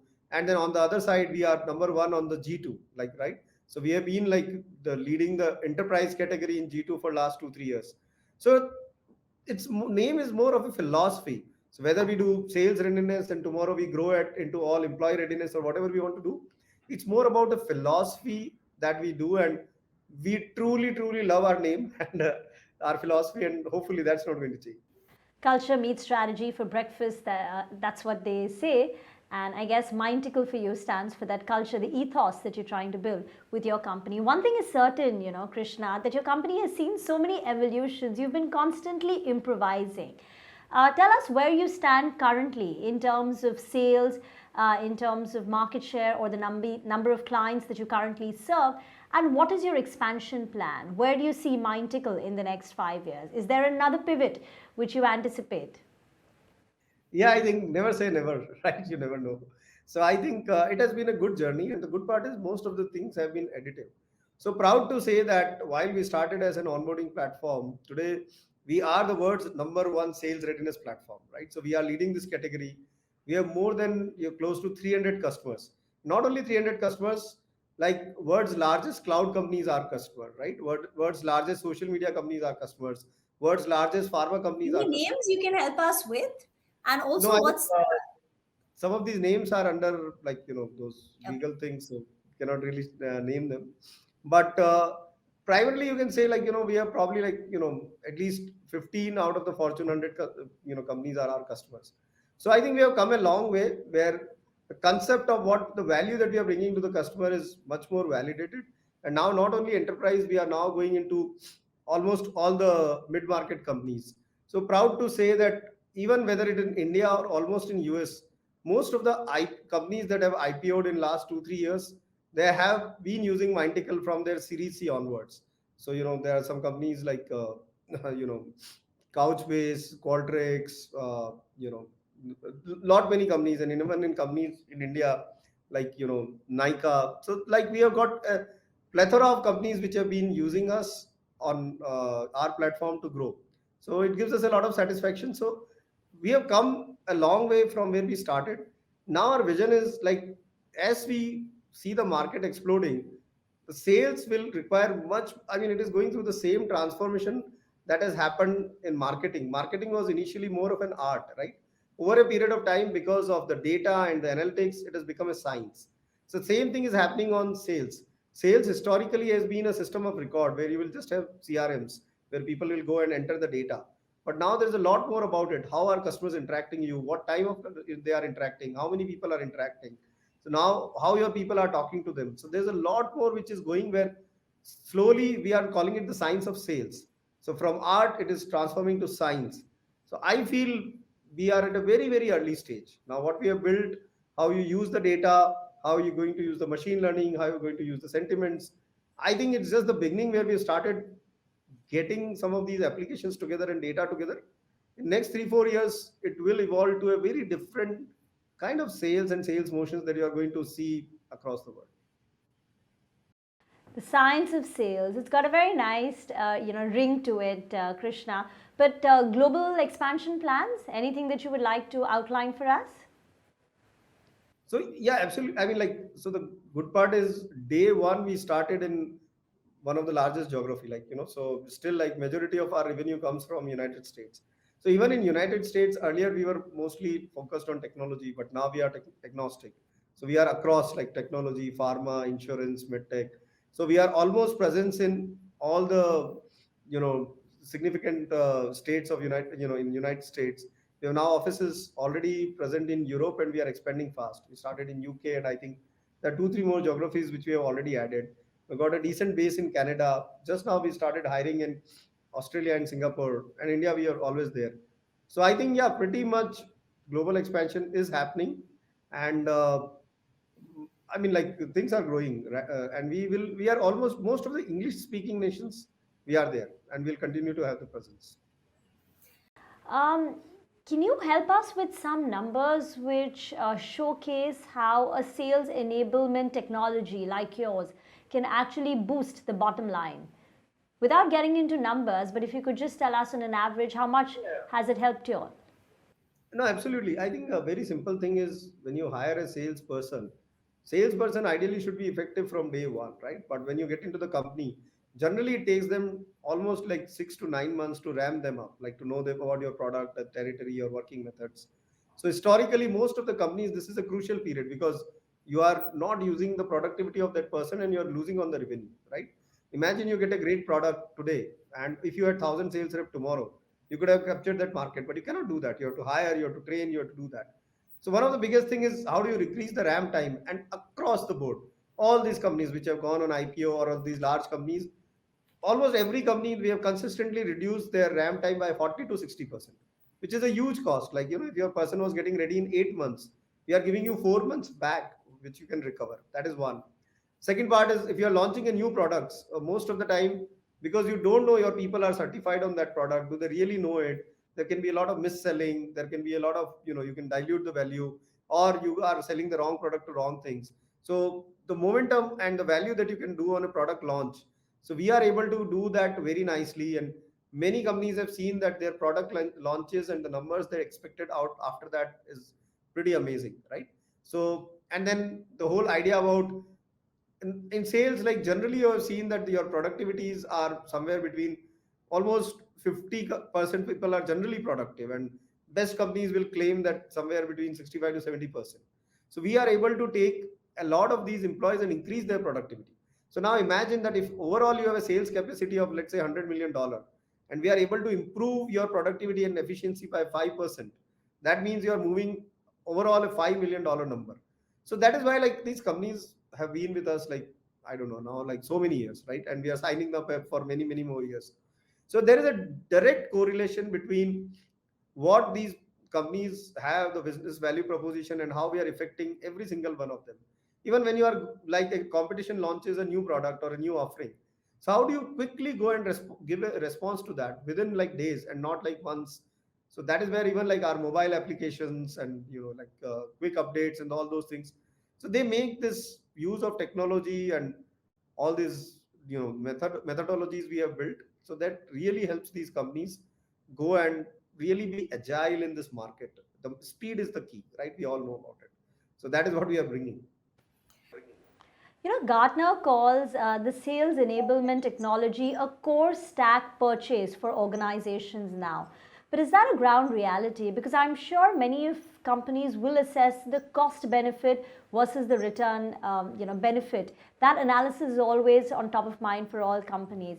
Do you still find enterprises hesitant to spend on coaching for their sales representatives, for say partnering with companies like you all? Or do you think we've passed that hump and adoption from here on is going to be a lot easier? I personally feel that we have crossed the tipping point, right? So 2016, I still remember that when we started going out and taking our idea to customers and investors, like it was not a known term. Forrester did not know about it. Gartner. Overall, when you see probably 20% companies had a job which was around sales enablement, sales readiness, those kind of names, right? And today, I think the latest reports, first of all these Forrester Gartner already have wave. They've already their dedicated areas and waves. Same is with G2. And when you look at the numbers, almost 65% or 70% companies already have this role. Not only this role, like that role initially started in sales. Now we are seeing this role not only in sales but all customer facing teams, like customer support, customer success. You are seeing in this BDR, business development representatives. So this role is growing. Like when you go to LinkedIn, every company has it. In fact, in my company, this team has grown like crazy. Like, and earlier we used to target, like see this mostly in US, but now we are seeing a lot of Indian clients, Indian pharma clients, Indian startups, Series B, Series C, Indian tech companies, and many retail companies. Almost like, so now it is becoming a norm. Earlier, most of my like first pitch will be like 45 minutes of explaining what we do, where it is, how it is done. Now people get it. Also, what is happening is historically it was done in piecemeals. Like people will have one-on-ones informally, they will have Excel sheets, they will have some ride-alongs, and then they will be like just listening into the calls, sitting next to people. They also realize that this is not going to be possible, and especially pandemic, when we all got remote, everything became clear that we need tools and technology to become productive wherever you are. So now people get it, they understand it. So now what the difference we are seeing is people are asking for, oh, we need these many, these are my use cases, or these are the kind of things we want to do. How can you help us? Versus 5 years back, we had to go and educate them. So again, I'll say that it's not like the tide has completely turned, but pretty much I think we have crossed the tipping point. So now it's going to be a big market, and that also reflects when you see the investment in these areas and the fact that we have investments coming from SoftBank or even other companies. I mean, all the investments have come from really, really marquee investors in large amount, which tells us that the time has come for these kind of softwares. So we're past the tipping point and the market is ready for your product, which should drive adoption rates going ahead. We were looking at one of your products called Call AI. Could you tell us a little bit more about it and what it does? Yeah, it's a very, very interesting product and especially very useful, and it's one of the hottest products. So what it does is, as a sales rep, there are a lot of things that you are doing. Like, right, when you go and talk to a customer, one part is you are so busy talking to a customers, then sometimes you are get defocused writing notes, or many times you don't know what the customer has asked for next steps. When your manager goes and asks what happened in that meeting, sometimes you are able to tell. And also a lot of important things are happening in that customer call. Also, you don't know many times what happened in the deal. Maybe like are you speaking too much, are you speaking too fast? So what Call A does is, it is a very intelligent bot, and based on like it connects to your calendar and it will join every meeting that you are doing, and based on some permissions and all that. So it is exactly like your assistant, which will record your call, do transcription, and already highlight, and based on analysis and all these things, which will tell you like who talked when, how much you talked, how much the customer talked, what were the next section items, which are the areas where you, and it has some best benchmarks, like this is the number of average questions you should have asked, these are the questions or pricing points that customer is saying. So it has all the benchmarks, all the insights. So as soon as you are done with your call, you have the recordings, you have the insights, you have areas to improve upon, and all the next action items. And these are also available for your manager. Not only that, if there are some good calls or bad calls which you want to use it, your manager has a visibility without getting into your calls on how many people are performing, and if there are some best practices, you can bring it forward and show it to other people. And all this is happening seamlessly. So this makes it very, very powerful. So there's a lot of this. Remember, sales and all these are like very. There's a lot of tribal knowledge, a lot of things that happen on the you know in the workflow.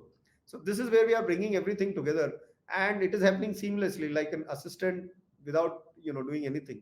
So people love it, sales reps love it, managers love it, and it is becoming very mainstream. And especially after COVID, where there's a lot of Zoom calls and recording which are happening. I can imagine, and it's not just an assistant, it's a highly intelligent and digital assistant, Krishna, that you've built. But all this is premised on cloud technology, and you have very aggressive growth plans going ahead. Can you talk about the investments that Mindtickle will need to make? Yeah, so I think, as I told you, this is just the beginning, right? The whole idea is when you are talking that it's the science of sales, right? And you are converting an art into science, that means it will require a lot of things. So, first, we have worked very hard to bring all the individual point solutions into one platform, right? So, whether you are doing training, onboarding, coaching, content, conversation intelligence with manager. So, the good part is now you have all the data about every customer, every person, and interaction in one platform. So now that the data is there, now how do you leverage that data to make intelligent decisions, right? How do you use that to improve your quality of your salespeople? How do you use that to mine it and find out what are the product gaps? How do you use that to benchmark people inside your organization, right? And when you have a lot of information, and because all this is now cloud based and all the data is anonymized, you can also understand what are the best practices which are happening in one industry to another industry. So there are a lot of things where now, because we have the one unified platform and being the part of workflow of every sales company, there's a lot of things where we can further make the life of a sales rep easier, make him more productive, get him to faster revenue, give more visibility to the sales leaders, help them predict more revenue. Predictability is the core thing that stock market looks at, and we directly affect that, right? So that is where we are becoming very, we are working very closely. What we are doing is we are defining an ideal rep profile for a sales manager or a CRO. He can understand what are the competence and qualities I need in a person, and then we give them all the tools and gaps and methodologies to go and fix it. So there are a lot of things which are happening, but primarily data analytics, intelligence, insights, sentiment analysis. So anything that is required to convert art into science. So that the journey has just begun. Any new products that, like Call AI, that you're looking to introduce that are currently in beta phase? Yeah, so there are a couple of products. So we are launching some advanced content solutions. So the bigger another problem is many sales reps, when they are going into the calls, they are not able to find the right content at the right time. Something or whatever has worked in a particular department. There's a lot of back and forth going on. Traditional library systems don't work. So we are coming up with a product called Asset Hub, which is all about helping you find the right content, organize it, intelligently suggest you, give you all interactions on what happened with this content. And when you send it to customers, it further gives you insights on some value of how customers interacted with it, how much is the engagement. So we are trying to build more and more intelligent layers on top of all your content engagement. So that is another product which is coming out of our arsenal very soon.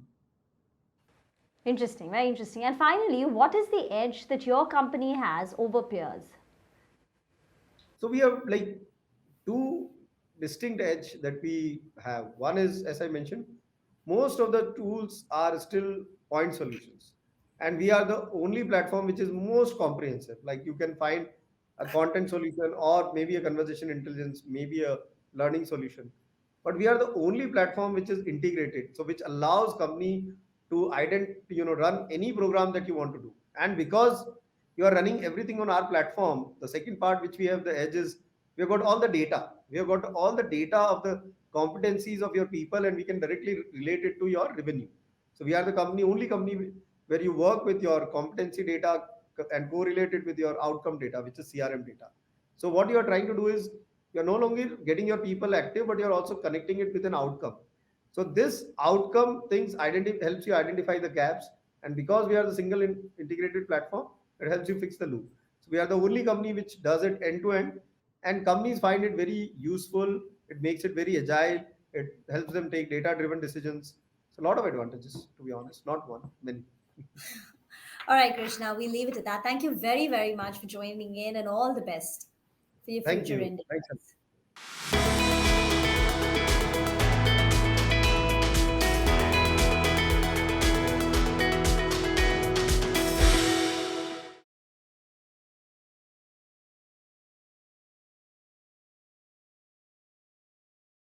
Hello, everyone. This is Avdoot here. I'm very happy to be a part of the AWS SaaS Chronicles. I take care of growth at Netcore. Been a part of Netcore for about 11 plus years. And the topic that I'm talking about is how retention today is really the new acquisition, be it for SaaS brands, be it for consumer brands, for anyone out there. Because you can't continue to spend money on Facebook, Google for lifetime, and which is where it's important you focus on retention and create a higher lifetime value out of those customers who can then help you acquire the next best customers for you. And that's what we'll be talking about in the next 15 minutes. The two big problems, like I said, which industry faces today is one, the amount of money spent on acquisition. Only 1% of those users actually end up converting. Like you see, only 1% of whatever those 10, 100,000 users you're acquiring actually end up converting. And out of those users who've converted, not more than 25 to 30% of them actually retain with you over 90 days. And that is what we are going to talk about. That how do you solve this conversion and retention problem? And of course, the core to it is agility. But for all three of these things to fit and be in the right place, experience matters the most. The experience when the consumer faces when he's getting onboarded, activated, experience post the first purchase, and of course when he becomes an advocate with you. And this is what we'll be talking about on how building the right experience can help you increase not just retention but also get you more advocates.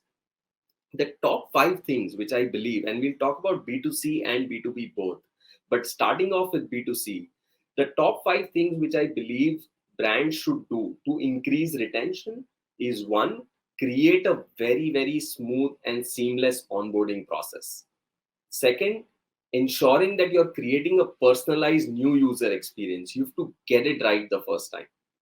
Third, personalizing the entire customer journey using AI or using your human intellect to make sure that the entire journey is as personalized as possible. Gamification is truly loyalty reborn, and using gamification to actually increase your retention post for first purchase. And the most important is building real connections, then just sending out promotional messages, emails, SMS, notifications. I think building real connections and actually helping users is what can help you increase your retention. Let's talk about each of them in detail.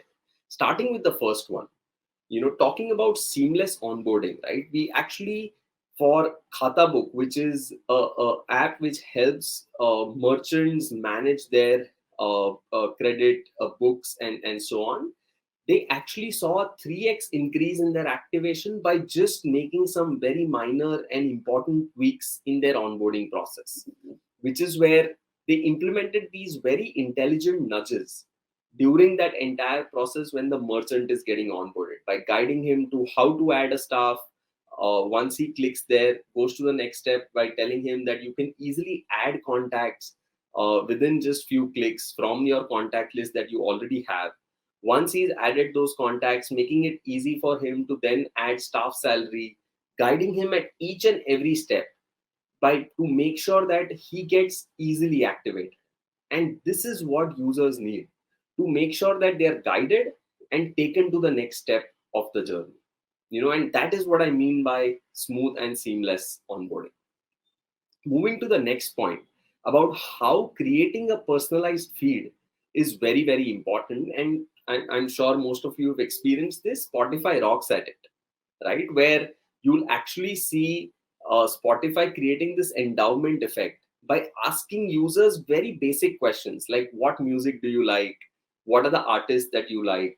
And basis that information, creating a very personalized feed for me as a user. Like, I love AR Rahman songs. I love songs by Arjit Singh. So if you show me songs by Justin Bieber, the moment I get onto the feed, I would be put off and I'll possibly leave the app. And which is where asking minimal information and using that information to create that feed so that the user doesn't leave the app is very, very crucial. And getting it first time right is what could possibly lead to higher day zero retention. Moving on to the next point on how not just the first time experience but personalizing the entire experience is important, right from on your website, on your app, on your communication channels, personalizing the search results, personalizing the ads so that you're acquiring the next best customer also in the right way is very, very crucial. And you can do this very easily using AI, in terms of be it product recommendations, creating a personalized page for every user, on website, on app, or any other place for that matter. So it's not just about the initial experience but also the entire experience being personalized. Moving to the fourth point, which is very, very interesting, around how in today's world gamification is truly royalty reborn. And one of the grocery brands from China actually has led with example by actually going 2-3 steps ahead and personalizing and gamifying the entire experience to retain users. What they did was they did something very simple. Most of us in at some point of time have played Farmville. Think of Farmville, except the fact that the rewards that you get are real physical goods. They actually got users to create a virtual fruit tree, which eventually yielded them an actual box of fruits getting shipped to their place. And just with this as a concept, they already have crossed 11 million daily active users. And all those users coming on the app have high recall of their brand, and they ensure majority of the purchases happen with Pinduoduo itself, right? And here's just more details about how they went about it. Each user gets to choose their own fruit tree, which grows into then yielding fruits. And the way the tree grows is you get water droplets on every purchase, on every friend referral. You get fertilizers on every purchase that you do, and you can share these droplets with your friends as well, which then gets you to come to the app almost every day because you have to water the plant every day. And because it has that gamification has got the user hooked onto the app, you actually then end up purchasing something else that you would want apart from just playing the game. And finally, there is benefit where they actually get the fruit shipped to their place. What better than that? And which is where using gamification in an interesting way could help brands retain a lot of their customers. The fifth and the most important point about building a real connection with the user by helping the user, like in this case, Huggies actually goes a step ahead and helps the user by again just taking very minimal information, the birth date of your child. And if you have the birth date, it will then tell you things like how train you on potty training, or train you on things like during pregnancy what are things you should do, and so on and so forth, which is very related to their product. But they're not selling the product. They're essentially trying to help the audience for whom this really matters, and which is what builds that connection. And then that leads to parents purchasing Huggies as a product. But I think that building connection is very, very crucial. The same stands true for even Mama Earth, right? Where while I would buy baby products from their website, but I think making sure that you give tips about things that you should carry when you're traveling with a baby, or let's say how do you relax a baby with the right massage, has again nothing directly related to their products. They're not selling the products if you see here, but what they're essentially trying to do is help and build that personal connect with the user, so that they see value in maintaining the relationship with the brand. And the same way, even brand like Swiggy, where they would send like an annual report of which is very personalized to every user, talking about how many orders I've placed, what is my preferred time of having food from outside, how many times they've met my expectations, and how much money have I saved by being associated with them as a brand, which then makes me feel the value of staying associated with Swiggy as a brand, and comes under the gamut of actually helping me and showing value as a brand. And all of this is only possible if you make your teams atmanirbhar, right? And completely independent in two clear ways. One, to access right data, because if they have right data, they would be able to take right decisions. And the second, the ability to take actions independently in a very low code or a no code way, which is where it's important that marketing, product, and any other teams for that matter have the needed agility in making sure they're running enough experiments day in and day out to get to the needed outcome of better conversions and better retention. And talking about low code, it brings my focus to one of our product experience platforms, which also will give you some idea about how retention is not just important for B2C brands, but it's equally important for B2B brands as well. And in this case, it's our product experience platform, which we just launched about a year back, which essentially does some very interesting nudges like you would see on the screen right now, about how you can easily drag and drop nudges, tooltips, beacons onto your mobile app or website, or do some interesting tooltips, actually walk the user from one stage to another by easily hand holding him, or do A/B tests like you see on the right, which talks about how different screens can be shown to different users. That's what the product experience platform is all about. And in about a year's time, we were able to take this product from zero to $1 million of ARR. The only reason for this to happen was all decisions we took were keeping experience in mind. Like, for example, we could have ideally taken this product to everyone out there, be it all websites, all mobile apps possible who could use this product. But we decided to focus on mobile apps as a segment. In fact, within mobile apps, we decided to focus on segments like e-commerce, edutech, business apps, and so on and so forth, which is where we believe we'll be able to add maximum value. And that decision was keeping the experience in mind. The reason for taking not everything, like under product experience, there were 2-3 products which we could have taken to the market. But we again decided to take only one part of the product, which is our nudges and walkthroughs, to the market, to make sure that our entire funnel after acquiring, right from onboarding to, let's say, activating to customer success to actually making sure product and engineering are building the right things for increasing adoption, is focused on this particular product. And which is where this decision of taking just one offering and holding back on other things like A/B testing on app or other things was actually helped us bring in focus and made sure that from onboarding to advocacy, the journey is very, very smooth. So the point I'm trying to make is the retention being more important than acquisition is true not just for B2C brands, but also for B2B SaaS brands like Netcore. Coming to the points we've spoken about, of course, product experience is one part of the entire Netcore stack. There are other parts to the Netcore stack as well, where Netcore essentially helps today all B2C brands engage, communicate, and build amazing digital experiences across website and mobile apps. And which is where you would see the customer engagement and experience stack on the left, and the CPaaS stack on the right, which helps on the communication part of it. And of course, Raman, our AI engine, cuts through all the products that we have today.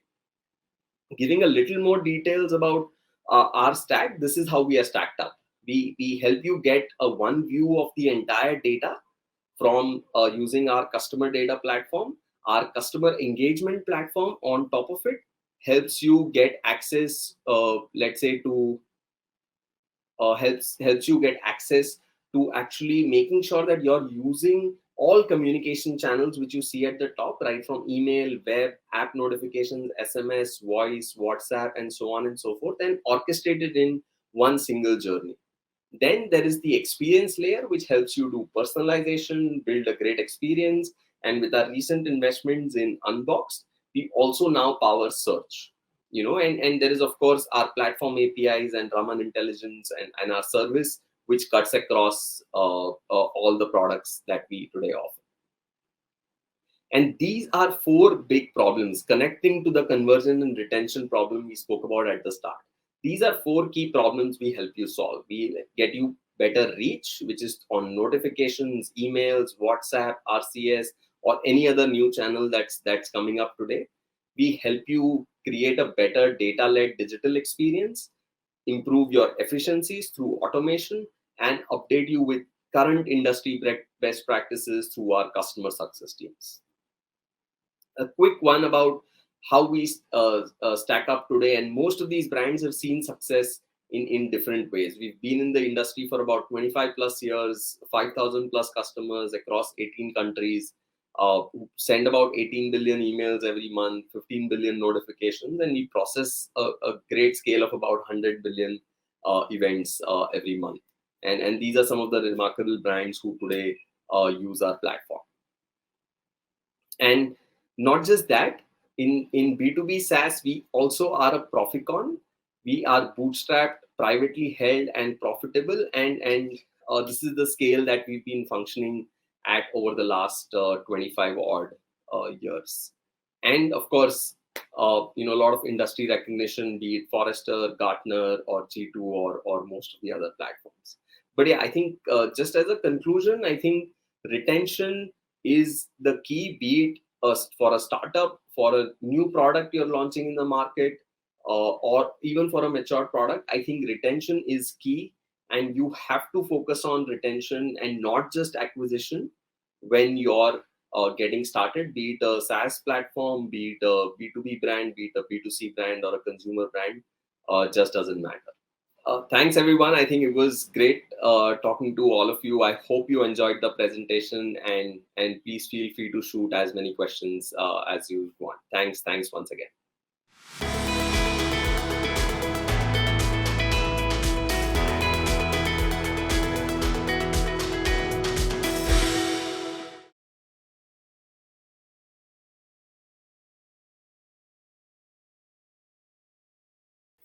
We know that customer experience has transformed drastically in the wake of COVID-19 pandemic.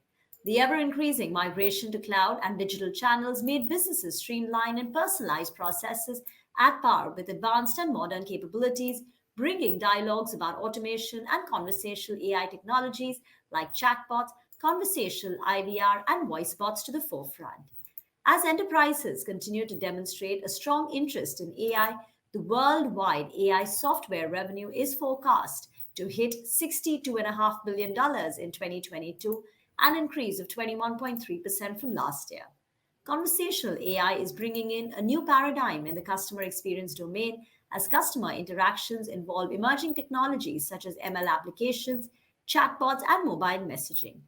Leveraging such emerging technologies will help businesses reverberate to the enterprise's bottom line in many ways and bridge the communication gap by keeping conversations with customers at the heart of every decision.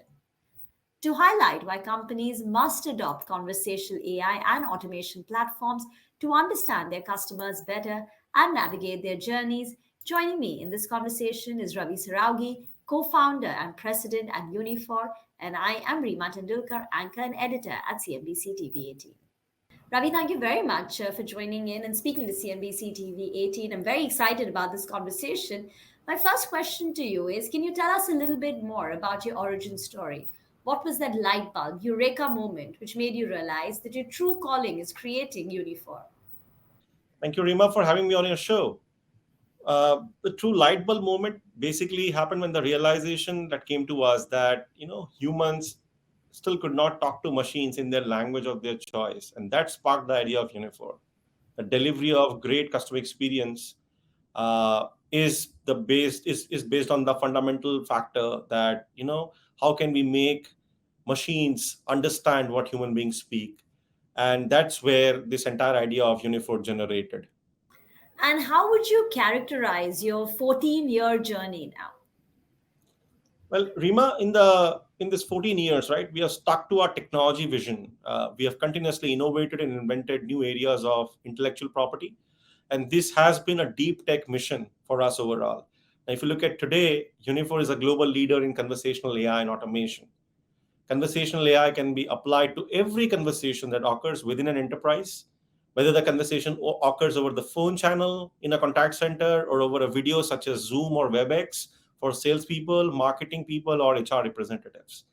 Anyone in an enterprise who is conducting a phone or a video conversation, Unifor has a platform that has multiple products that uses AI to add value to those conversations, because we truly believe that the true currency of an enterprise lies in the conversations.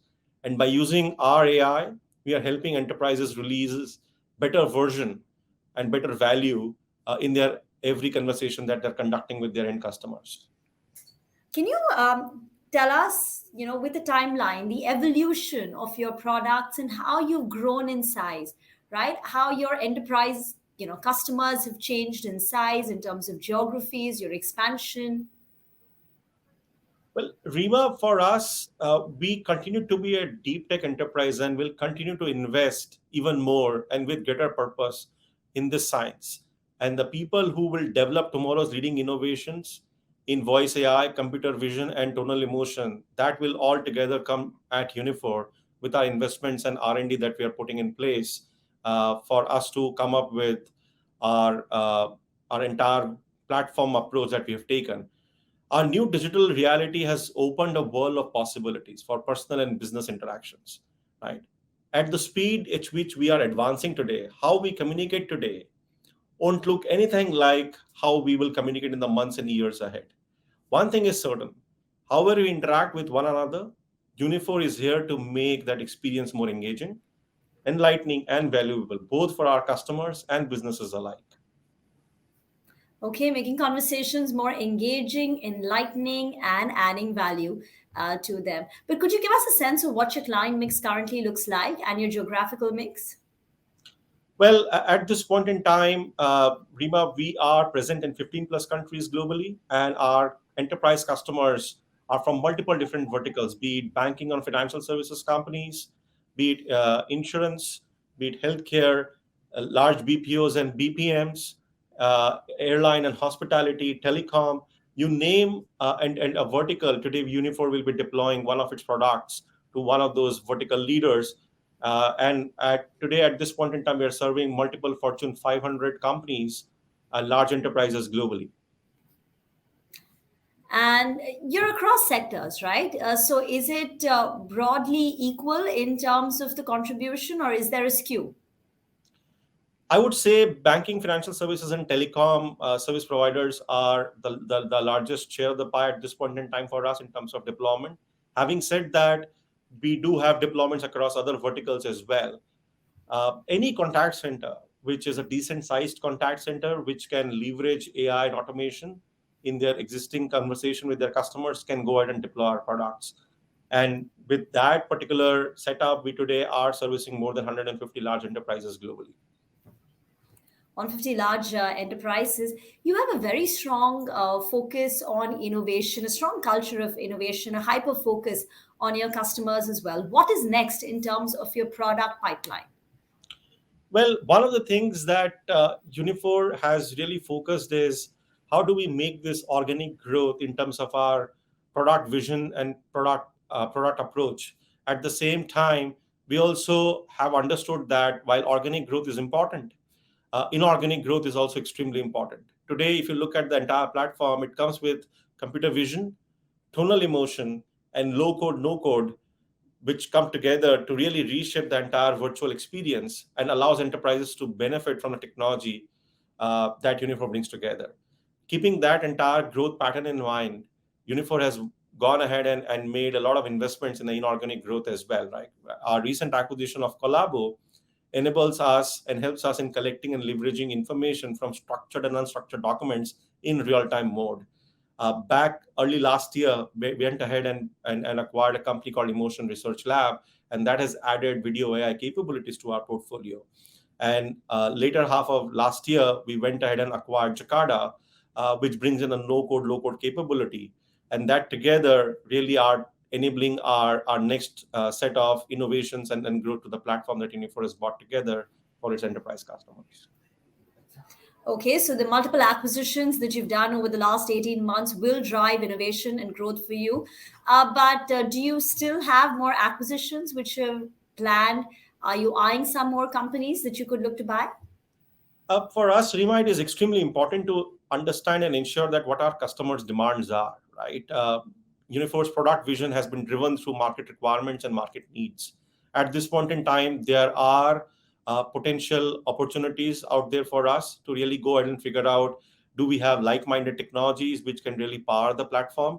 At the same time, what additional benefits those technology bring to our customers and to our enterprise customers, right?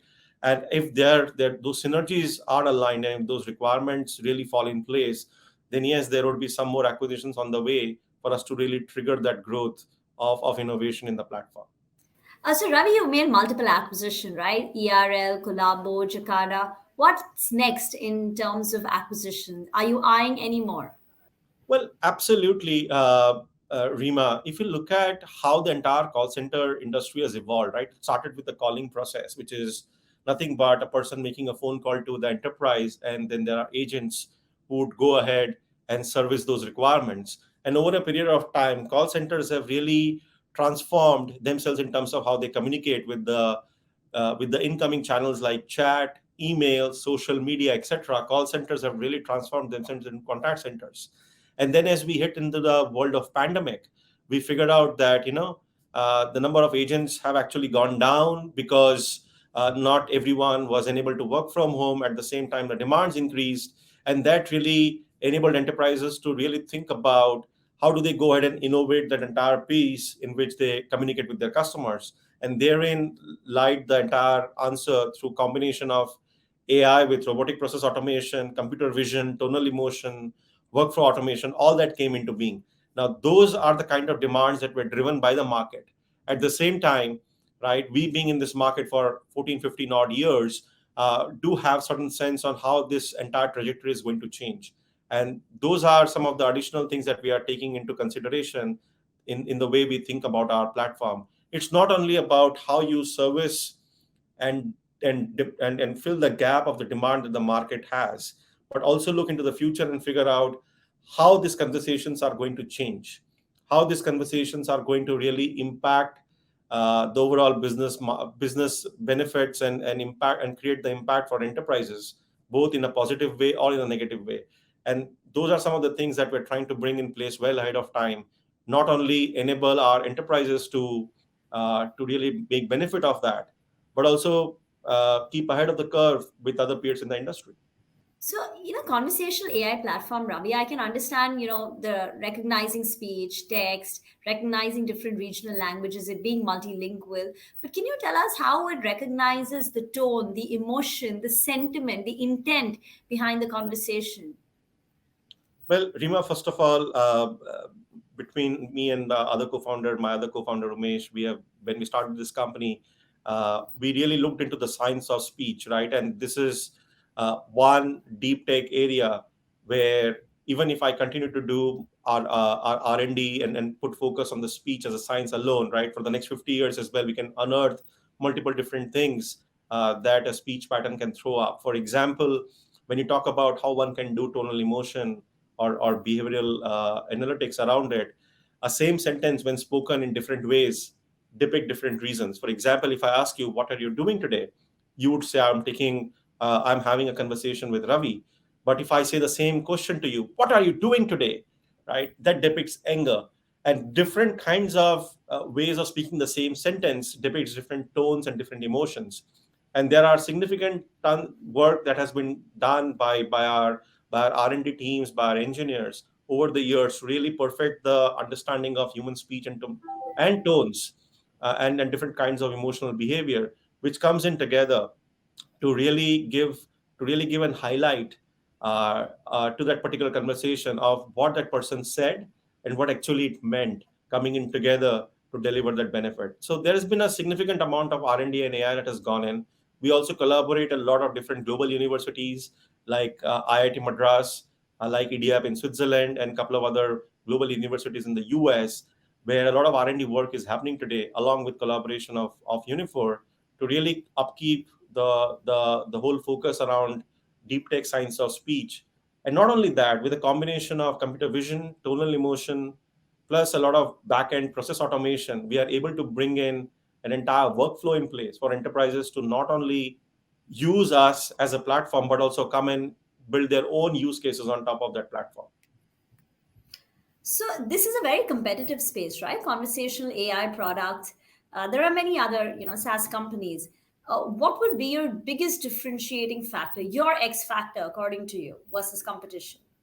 Well, Rima, our X factor is our platform X itself, right? If you look at different entities, different peers in the industry today, people are coming up with point solutions, and those point solutions are good enough to provide probably a particular business benefit. But what Unifor has done is actually taken a view that when a conversation happens in an enterprise, it does not end with one single conversation with one single channel. A conversation may start with an IVR, can go to an agent, and then a repeat call may be required, and multiple those things have to be taken into consideration.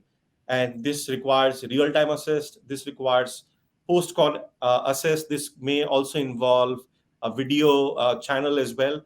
So what Unifor has really done and differentiated itself is that it has taken a platform-based approach, and that platform-based approach has really enabled us to take care of that conversation end to end, from its origination to its end. And if it repeats multiple times, then we take care of that multiple conversation set together, and then really give an insight and business benefit to the enterprise. So our platform-based approach, which we called X, which is our platform name, to really differentiate ourselves from the industry at this point in time.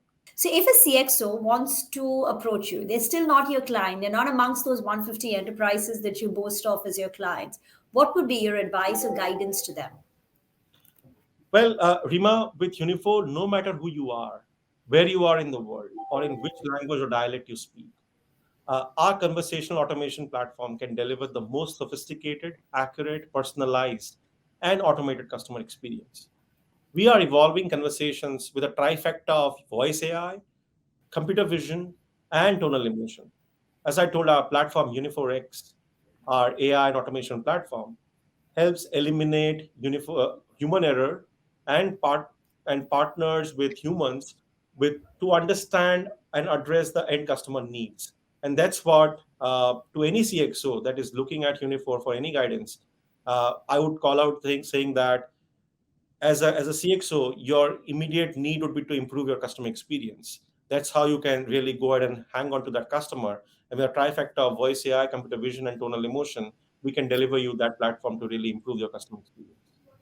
And will these three areas, tonal emotion, computer vision, as well as low code, no code, will that be the thrust of your future investments, or are there any other untapped areas that you would like to invest in terms of technology solutions going ahead? Well, this perhaps would remain one of the biggest investment areas for us in the coming future days of Unifor. But within that, there are multiple different areas within computer vision itself, or tonal emotion, or low code, no code platform, or voice AI. There are several areas of investments that we continue to make and will continue to make. Within that, there are different capabilities that we would like to build. Apart from that, if there are other peripheral technologies that come into picture, then obviously Unifor will be interested to look them as well. And what could those peripheral technologies be? Well, there are several things that are happening across the globe. We are talking about OCR reading. We are talking about understanding of data movement from one different platform to another different platform, and how entire knowledge can reside in one single area. If you look at enterprises today, There are three core pillars of technologies that they invest. One is in the financial systems, the other one is the CRM, third one is the ERP.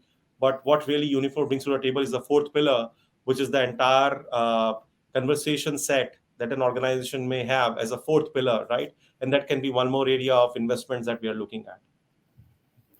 Ravi, thank you very much for speaking with us. It's indeed proud to talk to an Indian-born startup which has become such a global disruptor. Thank you very much for your time and speaking to CNBC TV 18. Thank you so much, Rima, for having me on your show.